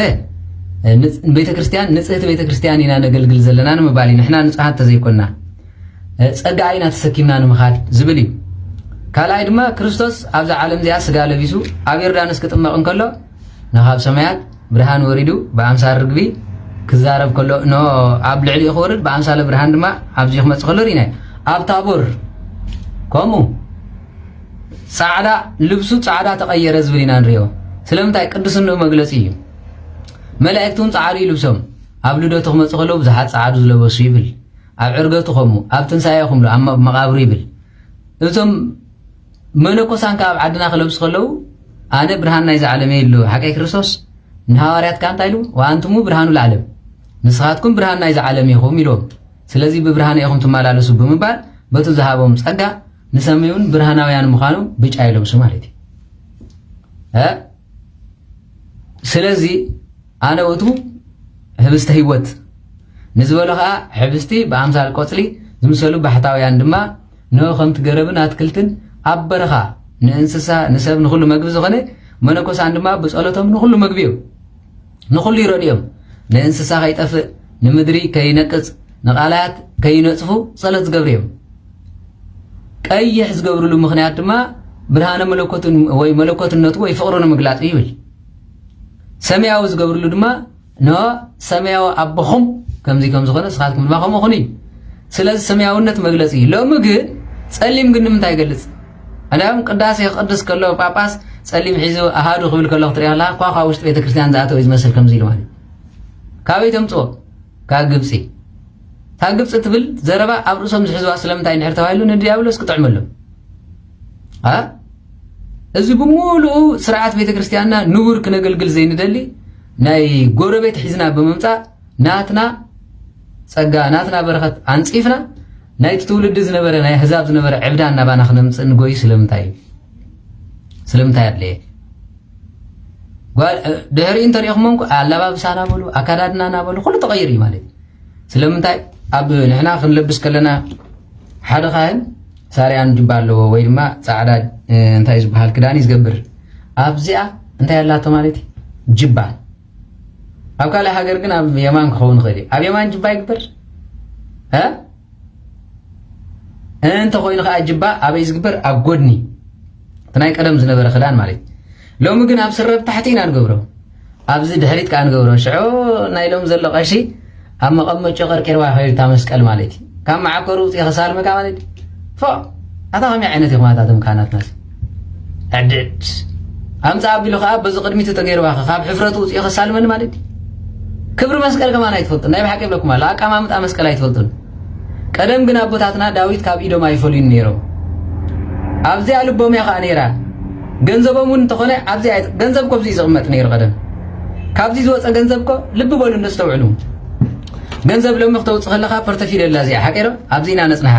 ኣውፃ ኣቢልና ነውፀሞ ብዘይካ ንዝብላዕን ዝሕረአን እንታይ ይጠቅም ኣውፂና ንፈልጥ ወላ ሓንቲ ትርጉም ኮ የብሉን ዘውፃእኻዮ ካብ መቐመጫኻ ስለ ዝኾነ ከም ሓርእ ዝድርበ ገንዘብ ጥራይ ዝኸውን ስኢሉ ኣብ ዘይጠቅም ይጠፍእ እንተውፂእኻ ኢኻ ኣብ ሽንቲ ምንቲ ዝጠፍእ ዝወለድካዮ ቁም ነገር ኣይብሉ ንትውልድኻ እውን ኣይሓልፍን እንድሕር ደኣ ካብዚ ወፂኡ ግን ካብዚ ከውፅኦ ከለዉ ካብ ልበይ ወፂኡ ዝህብ ሓቀይ ካብ ልቢ ዝወፀ ልቢ ቤት ዘሎ ኣብዚ ሓቀይ ካብ ልቢ ውፅኡ ከሳልመካ ከሎ ካብ ልቢ ውፅኡ ክበካ ከሎ ከምዚ ዳዊት ክስከሙ ከለዉ ድማ ብፀጋሞም እዮም ኮፍ ዘብልዋ ነይሮም ስለምንታይ ልቦም እንዳባረኸቶም ትኸይድ እሞ ለባማት ቅዱሳት ንፅሃን ነይሮም ሎሚ ግን መፅሓፍ ፈሊጠ ኢሉ መጨረሻ ፀርግፊ ውዕለካ ንዓኻ በካ ዋዋዋዋዋዋ ኣዴታትናስ ከምኡ እንዳለ ነይረን ዕጣቕ ይገብራ እሞ ካብዚኣ ናብዚኣ እትዋ ከውፅኣ ከለዋ ካብ ልበን ካብ ማሕፉድአን ካብ ማህፀነን ንላዕሊ ዘሎ ዕጣቕ የንጥቀማ ነይረን ከውፅኣ ከለዋ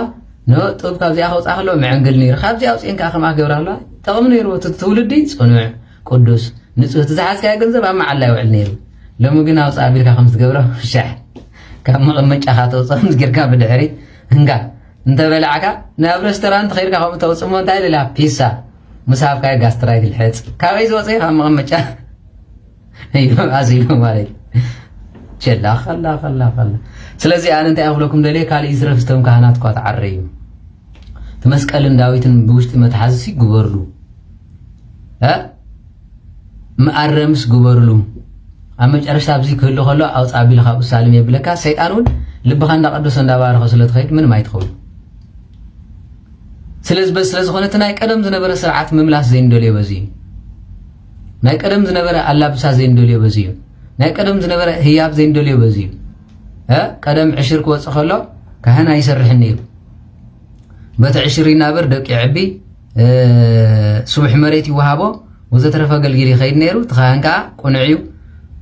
ኣቦ ቀሼ ነዚኣ ማይ ድጋም ግብርላ ተባሂሉ ድግም ኣቢሉላ ፍውስ ትብል ነይራ ሎሚ ግን ወንጌሉን ገሉን ኣፅኒዕዎ ይመፅእ እሞ ፅልይ ሓዲሩ ሰይጣን ኣይወፅን ኢለ ኣብዩ ተሓደ ከምዚ ኢለ ኣብዩ ማለት እንታይ ዳልኩም ክተውፅእ ደሊኹም ዳ ካህናት ኮይንኩም ማለት ሕሙም ካብ ዘይመለስኩም ኣጋንንት ካብ ዘይበራድኩም ብስብከትኩም እውን ሓደ መናፍቕ ካብ ዘይመለስኩም ተመሊስኩም መናፍቃን ክትኮኑ ባዕልኹም ስለዚ እዚ ኩሉ ሽግር ንድሕሪት ዘይምምላስና እዩ ቅዱስ ዳዊት ግን እንታይ ኢሉ ኣሎ ማለት ናይ ቀደም መዓልታት ዝዝክር የስተንትን ኣለኹ እቲ ዝነበሮ ማዕቢል ኢሉ ንቅድሚት ዝኸዶ ዕንወት ስለ ዘምፀሉ እቲ ናይ ቀደም መዓልታት ይዝክር ኢሉ ኣብቲ መዝሙር 77 ቁጥሪ 5 ኣለኩም ማለት እዩ ስለዚ እንታይ ኢሉ ማለት እዩ ድምፀይ ናብ ኣምላኽ ኣልዒለ የእው ኣለኹ ድምፀይኒስ ናብ ኣምላኽ የልዕሎ ኣለኹ ንሱ እውን ይሰምዓኒ እዩ ብመዓልቲ ፀበባይን እግዚኣብሔር ደለኽዎ ብለይቲ ኢደይ ተዘርግሐት ኣይሰልከየትን ከዓ ነፍሰይ ከዓ ምፅንናዕ ዓበየት ንኣምላኽ ዝዝክሮን ይቁዝምን ኣለኹ የስተንትን መንፈሰይ ከዓ ይሕለልን ኣሎ ንዒንተይ ቁልሕልሕ እንተብለን ኣሻጊረ ምዝራቡን ይስእን ኣለኹ ማለት ዝነበረ ራእይስ ጠፊእዎ ማለት ክፅሊ ከሎ ብዙሕ ዝርኢ ዝነበረ በቃ ኣሳጊሩ ምርኣይ ስኢኑ ኣብ መጨረሻ እንታይ ኢሉ ናይ ቀደም መዓልታት ናይ ጥንቲ ዓመታትን ይዝክር ኣለኹ ኢሉ በቃ ቀፂሉ እንታይ ዝብል ማለት እዩ ብለይቲ ንበገናይ ይሓስብ ምስ ልበይ የስተንትን መንፈሰይ እውን ይምርምር ኣሎ እግዚኣብሔር ንዘለኣለም ዶ ይድርብ እዩ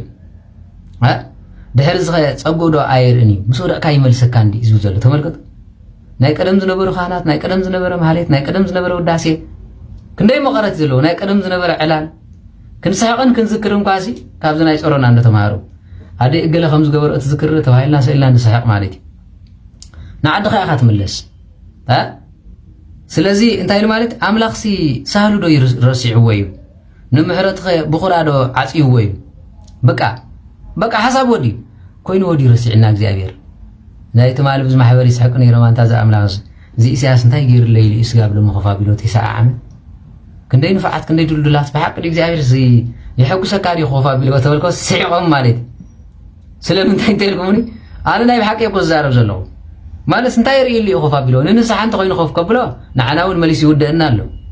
ኣብ ሓጢኣት እውን የእትወና ኣሎ ነታ ሃገር ይሃንጽ ኣሎ ኸይብል ንእግዚአብሔር ይሕጉስ ኣሎ ኸይንብሎ ገዳማት ይዛዓጽ ጳጳሳት ይዛስር ጀጋኑ ይዘጃጁ ንወላዲ ይዝገፍዕ እንታይ ርእዩ ለይቲ እግዚአብሔር ኩፋ ቢሎ ይዝብላል ካብኡ ዘይናሓይሽ ተኾይና ሕጂስ እግዚአብሔር ናትካ ልቢ ካብ ልብና ዝተፈለየ እሞ ረሚ ራህረልና ብኢሳያስ ጌርካ ድሄኽካና ኢኻ ትውልድና ጸኒቱ ገዳምና ጸኒቱ ንሕና እውን ስጋብ ኣምላኽ የለና ምባል በፂሕና ብሰንኪ ሰብዚ ገዳማትና እውን ተኣምሮም ገዲፎሞ ጸበላትና እውን ምፍዋስ ገዲፎ ኣብ ዘመኑ እንታይ ገበርናካ ኣምላኽ ሕጂስ ንሕና ንዓኻ ደሊና ኢና ኣነ ንዕኡ ደልየ ሰብኽ ዘለኹ ብዘይ ቃል ዓለም ማለት ነቲ ንቡር ክምለስ ነቲ ናይ ቀደም ሃብቲ ነቲ ናይ ቀደም ጸጋ ነቲ ናይ ቀደም ወለዶ ንሱ ጥራይ ኮኮን ኣብ ዘመኑ እምቢዕ ትብል በጊዕ የላ እምባሕ ትብል ምራኽ የለ ወጠጠ ኮይኑ ከማንስ የበበ ዝብል ወጠጠ ከማን ርኢና ሰሚዕና ይፈልጥ ከይትግረም ማለት እንተ ተረኺቡ ከም ገለይሉ ብማእሰርትን ገለን ነስመራ ብኣውቶቡስ ተንጠልጢሉ ዝሽየጥ ሓደ ወጠጦ እዩ ንሱ እውን ሓደ ሃብታም እዩ ዝገዝኦ እምበር ሽታን ፈርስን ዘይትረኽበሉ ዘመን እዩ እሞሲ ብምጽዋት ሊሕጉስካ እግዚአብሔር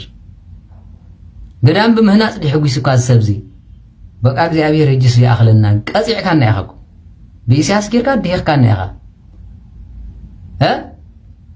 ኣብ ዘመኑሲ ኣብ ዘመኑ ብሒቕ ዝፍተሸሉ በርበረ ኸበይ ምጽኢኹሞ ብገዛእ ሰራሕካዮ ገንዘብ ኣነ ዘይፈለጥ ኮይሉ ዝገፍዕ ትውልዲ ኣብ ዘመኑ ዘለዉ ጳጳሳት ከዓ ካብኡ ዝገደዱ ብመንግስቲ ተዘይመጻእኩምና ምጽዋትን ገዳምን ክንሰርሕ ደሊና እኳ ዝኽልክሉና ካብ ኮኑስ ንቤትካ ክንሰርሕ እንዳደለና ብኢሳያስ ጌርካ ንምንታይ ትኽልክለና ኢለ ኣነ እግዚአብሔር ዝኽሶ ኣነ ናይ ብሓቂ ብለኩም ኣለዋ ኣምላኽ ኣነ ቤተ ክርስቲያን ክሃንጽ ገዳማት ክሃንጽ ምንኩስና ናብ ንቡር ክመልስ ተዋህዶ ቤተ ክርስቲያንና ካብኡ ሓሊፋ ሱዳናውያን እውን ስጋብ ዝኣሙላ ተኣምራ ክትገብር ኢለ ይፅዕር ዘለኹ ብሰንኪ ኢሳያስ ምስራሕ ኸሊእካኒ ኢኻ ኣነ ኸመይ ዝብል ስለዚ ብምንታይ ዳልና ክነገልግለካ ማለት ምዝብ ዘሎ ትውልድኛ ኸኛኽ ክንብል ሎሚ ስባታ ኣረጋዊ ናብ ቁርባኑ ብስነ ስርዓት ይምጻእ እቲ መነኩሴ እውን ካብ በዓቲ ኸይወፀ ኣብ ዘመኑስ መነኮሳን ዘቕዚቖም ኣብ ጽርግያ ስለ ቤተ ክርስቲያን ክብሉ ንቅዱስ ቁርባን ዝተዳለወ መስዋዕቲ ኸይተረፈ ምጽጽላይ ስጋ ዝበልዖ እግዚአብሔር ክንዚ ዲኻ ጨኪንካና እዩ ዝብል ምስ እግዚአብሔር ዝማጎታ ኣነዚ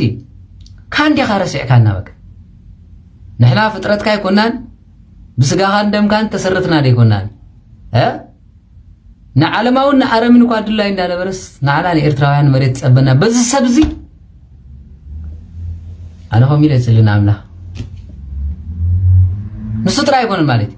ኣብ ዘመኑ ዘሎ ጳጳስ ዓገብ ዘይብል ንስምካ እውን ቤተ ክርስቲያን ዘይሰርሕ ክንሰርሕ ደሊና እውን ካበይ ምፂኻዮም ዝብል ንመነኮሳን ክንረድእ እንተደለና እውን ስለያ ዝገብር ዋ ኣንታ እግዚአብሔር ፍታሕ ባግበርሎምስ ዘይሞት ገበል ኣቐሚጥካልና በቃ ዘዝመፀ ሓጠ ብዙሓት መነኮሳና ውሽጢ ኮይኖም እንዳበኸዩ ብዙሓት እሱራን እንዳበኸዩ ብዙሓት ተዓመፃ እንዳበኸያ ብዙሓት ኣብ ስደት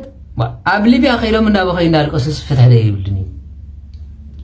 ብዙሓት ኣሕዋትና እውን ብክርስትናን ንጹሃት ቅዱሳን ኮይነን ኤውሮጳ ሰጊረን ከየወልዳ ኸይዝምዳ ወዲ ዓረብ ኣብ ሊብያ ወዲ ዓረብ ኣብ ሲና ወዲ ዓረብ ኣብ ሱዳን ጨውዩ ኣንስተን ገይርወን ሃይማኖተን ኣቐይርወን ብህዝብኻ ዘይተሓስብን ኢኻ ጅግና ዶ ዝተሰእላን ኢኻ እቲ ህዝቢ እውን ለኽቢጡ ንዕኡ እንዳርኣየ እንዳሰምዐ እቲ ዘመን እውን ሰልችይዎ እግዚአብሔር መኣስ ዲኻ ፍታሕ ትገብር ማለሲ ንመዓትካ ብምሕረት ኣይትልውጦ እንዲኻ ነዚ ሰብ ልቦና ይሃቦ ኸይኑ ብል 35 ዓመት ተጸልይዎ እውን ሰምዕ ፀማማ ኣይኮነን ፈርዖን ይሓይሽ ስለዚ እግዚአብሔር ኣምላኽ ብሓቂ ኣምላኽ ዘለዓለምን ትምክሕትናን ምዃና መታን ክትፈልጥ ወያንን ህግደፍን ዝበሃሉ ካብ ገጽ ምድሪ ጥፋ እዮም ናይ ብሓቂ የብለኩም ኣለኹ እዚኦም ክልቲኦም ኣራዊት እዮም ንቐርኒ ኣፍሪካ ኣራዊት ንህዝቢ ኣራዊት ብልጽግና እንዳይ ሓይሽካብኦም ዳ ካልእ ትረፍ ጽብቕቲ ከተማ ኣዲስ ኣበባ እኳ ገይርዋ ኣሎ ተብላ ኣሎ ኸይልኩም እዮም ስለዚ እግዚአብሔር ኣምላኽ ፍታሕ ክገብር ተኾይኑሲ ኣምሪርካ ምጽላይ እውን ኣገዳስነት ኣለዎ ናይ ቀደም ዘመን ከይምለስ ከምዚ ከይባል ግን ብምዕባለ ተመሲሉ ጥፍኣት ዝኸድናሉ ስለ ዝኾነ እቲ ናይ ቀደም ዘመን ክምለስ ኣይደልን ንሕና ክንፋቕር ዝደሊ ሰብ ኣሎ የለን ንሕና እንተተፋቒርና እኮ መንግስቲ ዓቕሚ ይብሉን ንሕና እንተተፋቂርና ኣብ ኣፍሪቃ ዘሎ ሕብረተሰብ ዓቕሚ ይብሉን ምክንያቱ ናትና ፍቕሪ ንሰማያት ስሒቡ ፀበል ዘፈልፍል ፀጋይ ኣብ ኬንያ ዘለዉ ተዋህዶ ዶ ፀበል ኣለዎም ሕልፍ ዓሊፉ ኣብ ግብፂ ፀበል ዶ ብዙሕ ትሪኢኻ ኣብ ሶርያ ትርኢ ዲኻ ጠፊኡ እኮ ስጋ ብሕጂ ግን ፀበል ምፍልፋል ዘየቋረፀ ምድረ ጋዜታ ኣብ ዓድና ኣሎ ይፍልፍል እዩ ኣብ ትግራይ ኣሎ ኣብ ክልል ኣምሓራ ኣሎ ምስ ሃይማኖቶም ዝነብሩ ህዝቢ እዮም ስለዚ እዚ ሃይማኖት እዚ ፍቕሪ እንተተወሲኽዎ ናይ ኣፍሪቃ ሙሉእ ጠቓሚ እዩ ንእግዚኣብሔር እውን ቤት ይሰርሕ ኣነ ነዞም ሓሩ ብምንታይ የድንቖም መስለኩም ክፍኣት ይግበሩ ከምዚ ይግበሩ ገለመለ ቤተክርስትያኖም ኣይገድፉ ንሱ ጥራሕ ይመስለኩም ተዝሃንፅኦ ቤተክርስትያን ክኸፅብቕ እንዳ ቅድስቲ ኣርሴማ ዝተሃነፀ ቤተክርስትያን ርእሲ ኣንታ ንዑ ዝወለደት ማህፀን ከመይ ንዘለዓለም ተባሪኻ ትንበር ኣነ ብለኩም ኣለኹ ሲ 5,000 ሰብ ዘእቱ ኮይ ንሕና እኮ 4 ቤተክርስትያን ሰሪሕና ኮይና ሆ ንብል እሞት ቤተክርስትያንና መኻዚኖ እዩ ዝመስል ንሰማያት ዝውክል እኳ ኣይኮነን ኣብ ኤርትራ ዝተሰርሐ ቤተክርስትያን ተሪኢኹሞ 4 ንመኻዚኖ ዝተቐመጠ እዩ ዝመስል ስርዓት ቤተክርስትያን ከምኡ ይኮነን እሞ ከዓ መመረቕታ ተባሂሎም ቶም ጳጳሳት ይውዕል ማለት እዩ ድሕሪ ዘመን ድሕሪ መንግስቲ ከፊኡ እኮ ናይ ወታደራት ካምፕ ክገብሩ ኽእል እግዚኣብሔር ይቕረ ይበለሉ እምበር ስለዚ ገዳማትና ከማንስ ደብረ ቢዘን ትሪእዎስ ጥዑይ ቤተክርስትያን ኣለውን መስለኩም እታ ናይ ጥንቲ ስቕ ኢላ ኣባያ ዘላ ደብረ ሲና እውን ናብኣ ንሕና ዝደቃ ተዋህዶ ዝመስሉ እዚኦም ዝመስሉ ጳጳሳት ዘለዋ ኣብ ዘመን ኣብ ሓንቲ ዓመት ንደብረ ሲና 50 ሜትሮ ገይረ ብክቢ ሰሪሐ ሰማይ ጠቀስ ገይረ ነዛ ገዳም እዚኣ ናይ ዘለዓለም መፀለይት ክገብራ እየ ዝብል ሓደ ፈላሲ ወይ ጳጳስ ተሰይሩ ኢኹም ትፈልጡ ህዝቢ ዓንሰባ ማእኸለ ደብረ ሊባኖስ ከምዚ ኢላ ካብ ትነብር እቲ ዝዓበየ ገዳም ካብ ኮነ እቲ ዘድለዮ ምፅ ኣቢለ እዚ ሰሪሐ ኢሉ ዋላት መንግስቲ ምተቐደሰ ምተባረኸሉ ደብረ መርቆሬዎስ ከምኡ ኢሉ ዝስራሕ ኣሎ ነቲ ዝስራሕ ከመን ኣይስርሕዎን እየ ኣነ እኮ ኣነሲ ገዳም ኤርትራ ንኩሉ ሃኒፀዮም ኣለዉ በዚ ማሕበር እዚ ጥራይ ሽግር ግን እዚ እዩ ማለት እየ ንኸይንሃንፅ እኳሲ ኣራዊት ተቐሚጥዎ እዩ ስለዚ እግዚኣብሔር ናትካ ጉድለት ዝብለሉ ሰዓት ኣላ እዚኣ ሰዓኻ ሕጅስ በቃ ትዕግስቲ ካብ ዝሕካልና ኣምላኽ ትዕግስቲ ካብ ዝሕካልና እምበር ሕጅስ ይኣኽልና በቃ ቁኑዕ ፍርድኻ መሃብ ትቅዱስ ቅዱስ ይምበር ወቅቲ ንዓኻ ዘሳቕኻ ፀጋዕ እየ ተደሊኻ መንግስቲ ሰማያት ኣቦ እምበር ትብለሉ ሰዓት ይበፅሕ ማለት እዩ ስለ ዝኾነ እቲ ናይ ቀደም ዘመን ዘይምለስ ማለት ኣኻል ዘረባ እዩ ናይ ቀደም ዘመን ተተመሊሱ ግን ነወስ ሰይጣን እኳሲ ዕድል የብሉን ስለዚ ናይ ቀደም ተኣምራትካ ካሓስብ እሞ ንግብርታት እግዚኣብሔር ይዝክሮ ንብዘሎ ግብርታትካ ድማ ከስተንትኖ ንዕዮኻውን ክምርምረ ኣምላኽ መንገድኻ ብቅድስና እዩ ከም ኣምላኽ ዝበለ ዓብዪ ኣምላኽ መን ኣሎ ተኣምራት ካብ ትገብር ኣምላኽ ንስኻ ኢኻ እሞ ንሓይልኻ ኣብ ማእከል ኣሕዛብ ኣፍልጦ እዩ ሓቂ ሓይሊ እግዚኣብሔር ዝፍለጥ እኮ እንሆ ብተኣምራት እዩ ስለዚ ኣፍልጦ ንህዝብኻን ንውሉድ ያዕቆብን ዮሴፍን ብቕልፅምካ ተበጀኻዮ ኣምላኽ ማያት ረእዮኻ እሞ ተሸበሩውን መዓሙቕ ተናወፀ ደመናታት ብርቱዕን ማያትን ኣፍሰሰ ጠፈር ድማ ኣስመዐ ፈላፃታት እውን ተወርወረ ድምፂ ነጎድጓድካ ኣብ ህቦብላ ነበረ መባርቕ ንዓለም ኣብርሃ ምድሪ ተናወፀት ኣንቀጥቀጠት እውን ጎደናኻ ካብ ባሕሪ መንገድታትካ ድማ ካብ ዓበይቲ ማያት እዩ ኣሰርካ እውን ኣይተፈልጠን ንህዝብኻ ከም መጓሰብ ብኢድ ሙሴን ኣሮንን ጌርካ መሪሕካዮ ኢኻ ሕጂ እውን ሙሴን ኣሮንን ንዓና የድልዩና እዮም ማለት እዩ ካብ መስፍን እንሆ ካብ መራሒ ሙሴ ካብ ካህን ኣሮን ኣገዳሲ እንተለውና ስለዚ እግዚኣብሔር ኣምላኽ ብበረኸቱን ብረድኤቱን ይመለሰና እምበር ንነብሮ ዘለና ናብራዳ ፅቡቕ ኣይኮነን ኦሪት ዘዳግም እንድሕር ሪኢኹሞ 32 ቁፅሪ 7 ከምዚ ዝብል ቃል ኣሎ እተን ጥንታት ዓመልታት ዝዝክር ዓመታት ድማ ውሉድ ወለዶ የስተውለሉ ነቦኻ ጠይቆሞ ንስኻ ከግህደልካ እዩ ዓበይትኻ እውን ክነግሩኻ እዮም ይብል ናይ ቀደም ዘመናት ስለዚ እቲ ናይ ቀደም ትውልዲ እቲ ናይ ቀደም ዘድሊ ዘሎ ንምንታይ እንድሕር ተባሂሉ ናብ እግዚኣብሔር ይመልስ ስለ ዝኾነ እንደገና መዝሙረ ዳዊት 44 ቁፅሪ 1 እውን ከምዚ ይብል ኣምላኽ ነቲ ቀደም ብዘመናቶም ዝገበርካዮ እግዚኣብሔር ኣቦታትና ኣዘንትዮምልና ብእዛና እውን ሰሚዕና ኢና ኣብ ዘመንና እውን ድገሞ እዩ ስለዚህ በዚ ስለዝኾነ ንኹሉ ክንርድኦ ዝግበአና ነዚ እዩ መዝሙር 143 ድማ ከምዚ ይብል ናይ ቀደም መዓልታት ዝክር ኩሉ ተግባር የስተንትን ግብረ ኣዳውካ ይሓስብ ኣለኹ ተመሳሳሊ ስለዚ ካብዚኣተን እዚ እተን ናይ ቀደም መዓልታት ዝሐይሽ ስለምንታይ እዩ ኣይትበል እዚስ ብጥበብ ኣይኮነን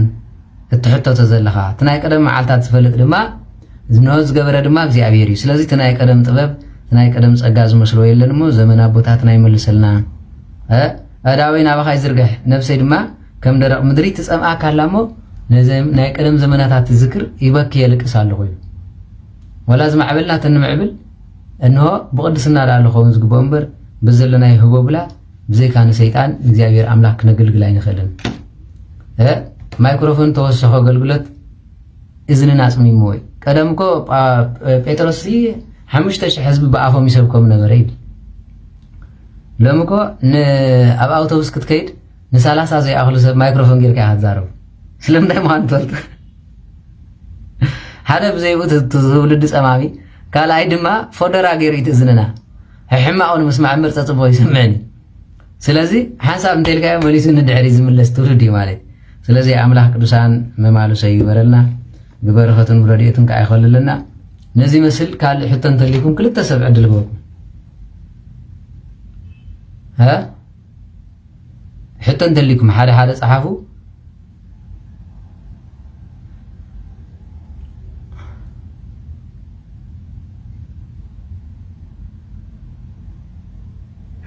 حقها ديمتروس أبزانا إسرائيل نستوعبنا تا أوتوبوس ندحر مايكروفون تبالاشيا كي سبقك خي زمرك أحد من الساقي هنا تسمعك تركبنيها نسون عواب بالكاي أي شكر بيكوت هرايك حتى يقولكم من حكيلو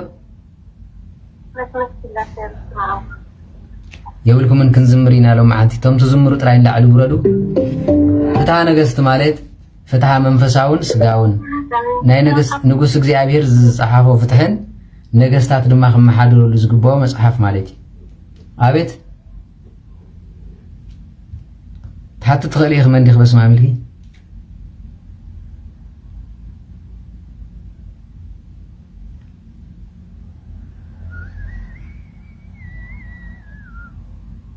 የለን ሕራይ ቶም ትዝምሩ اسمع برضه وتتكلم على أملاك عمل اسمع برضه وتتكلم على أملاك عمل اسمع برضه وتتكلم على أملاك عمل كلام ده أملاك سبحان الله تعالى تقول هاي أملاك مسلم أملاك مسلم ها مو حتى تغسل حراي لا تغسل هوية مسوي الهوية الكي إيه مسوي للشمس هو المسوات نتقسم على الهوية تدوريدين أو نستدر إذن ولا سعى جاء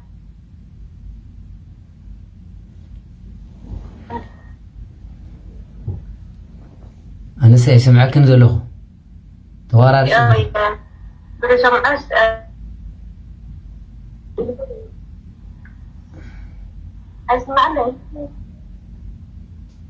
أي سمعكون ولا حنت انتي قرارت على نبين يدين خلنا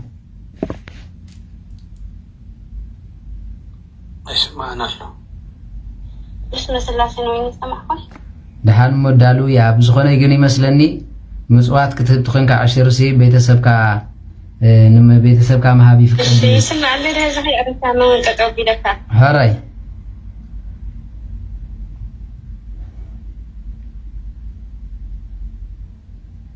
واسمع الغطلي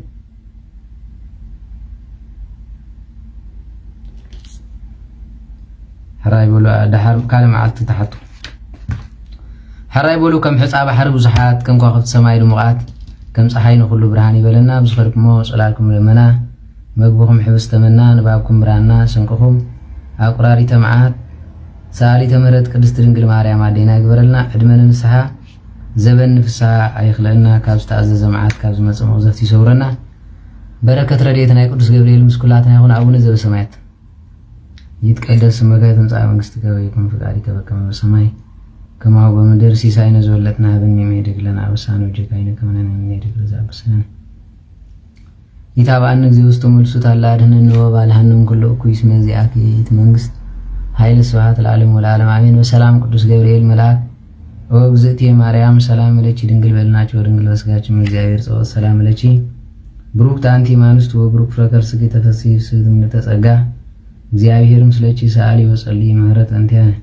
ሀበ ፍቁር ወልድኪ ኢየሱስ ክርስቶስ ከመ ይስረይ ለነ ኃጣውኢነ ከማይጸን ብኪ አሜን። ሐራይቶም ትዝምሩ ምሳና ደይቡ ተምዘይቱ ዝምሩ ከዓ ናይ ቅዱስ ገብርኤል ፈተውቱ ዝኾንኩ ማለት አፍቃርያነ ቅዱስ ገብርኤል እሺ ስላስካ ጽባሕ ሕቶ ከይትርስዒ አብይ ኩሉ ኮኔክሽን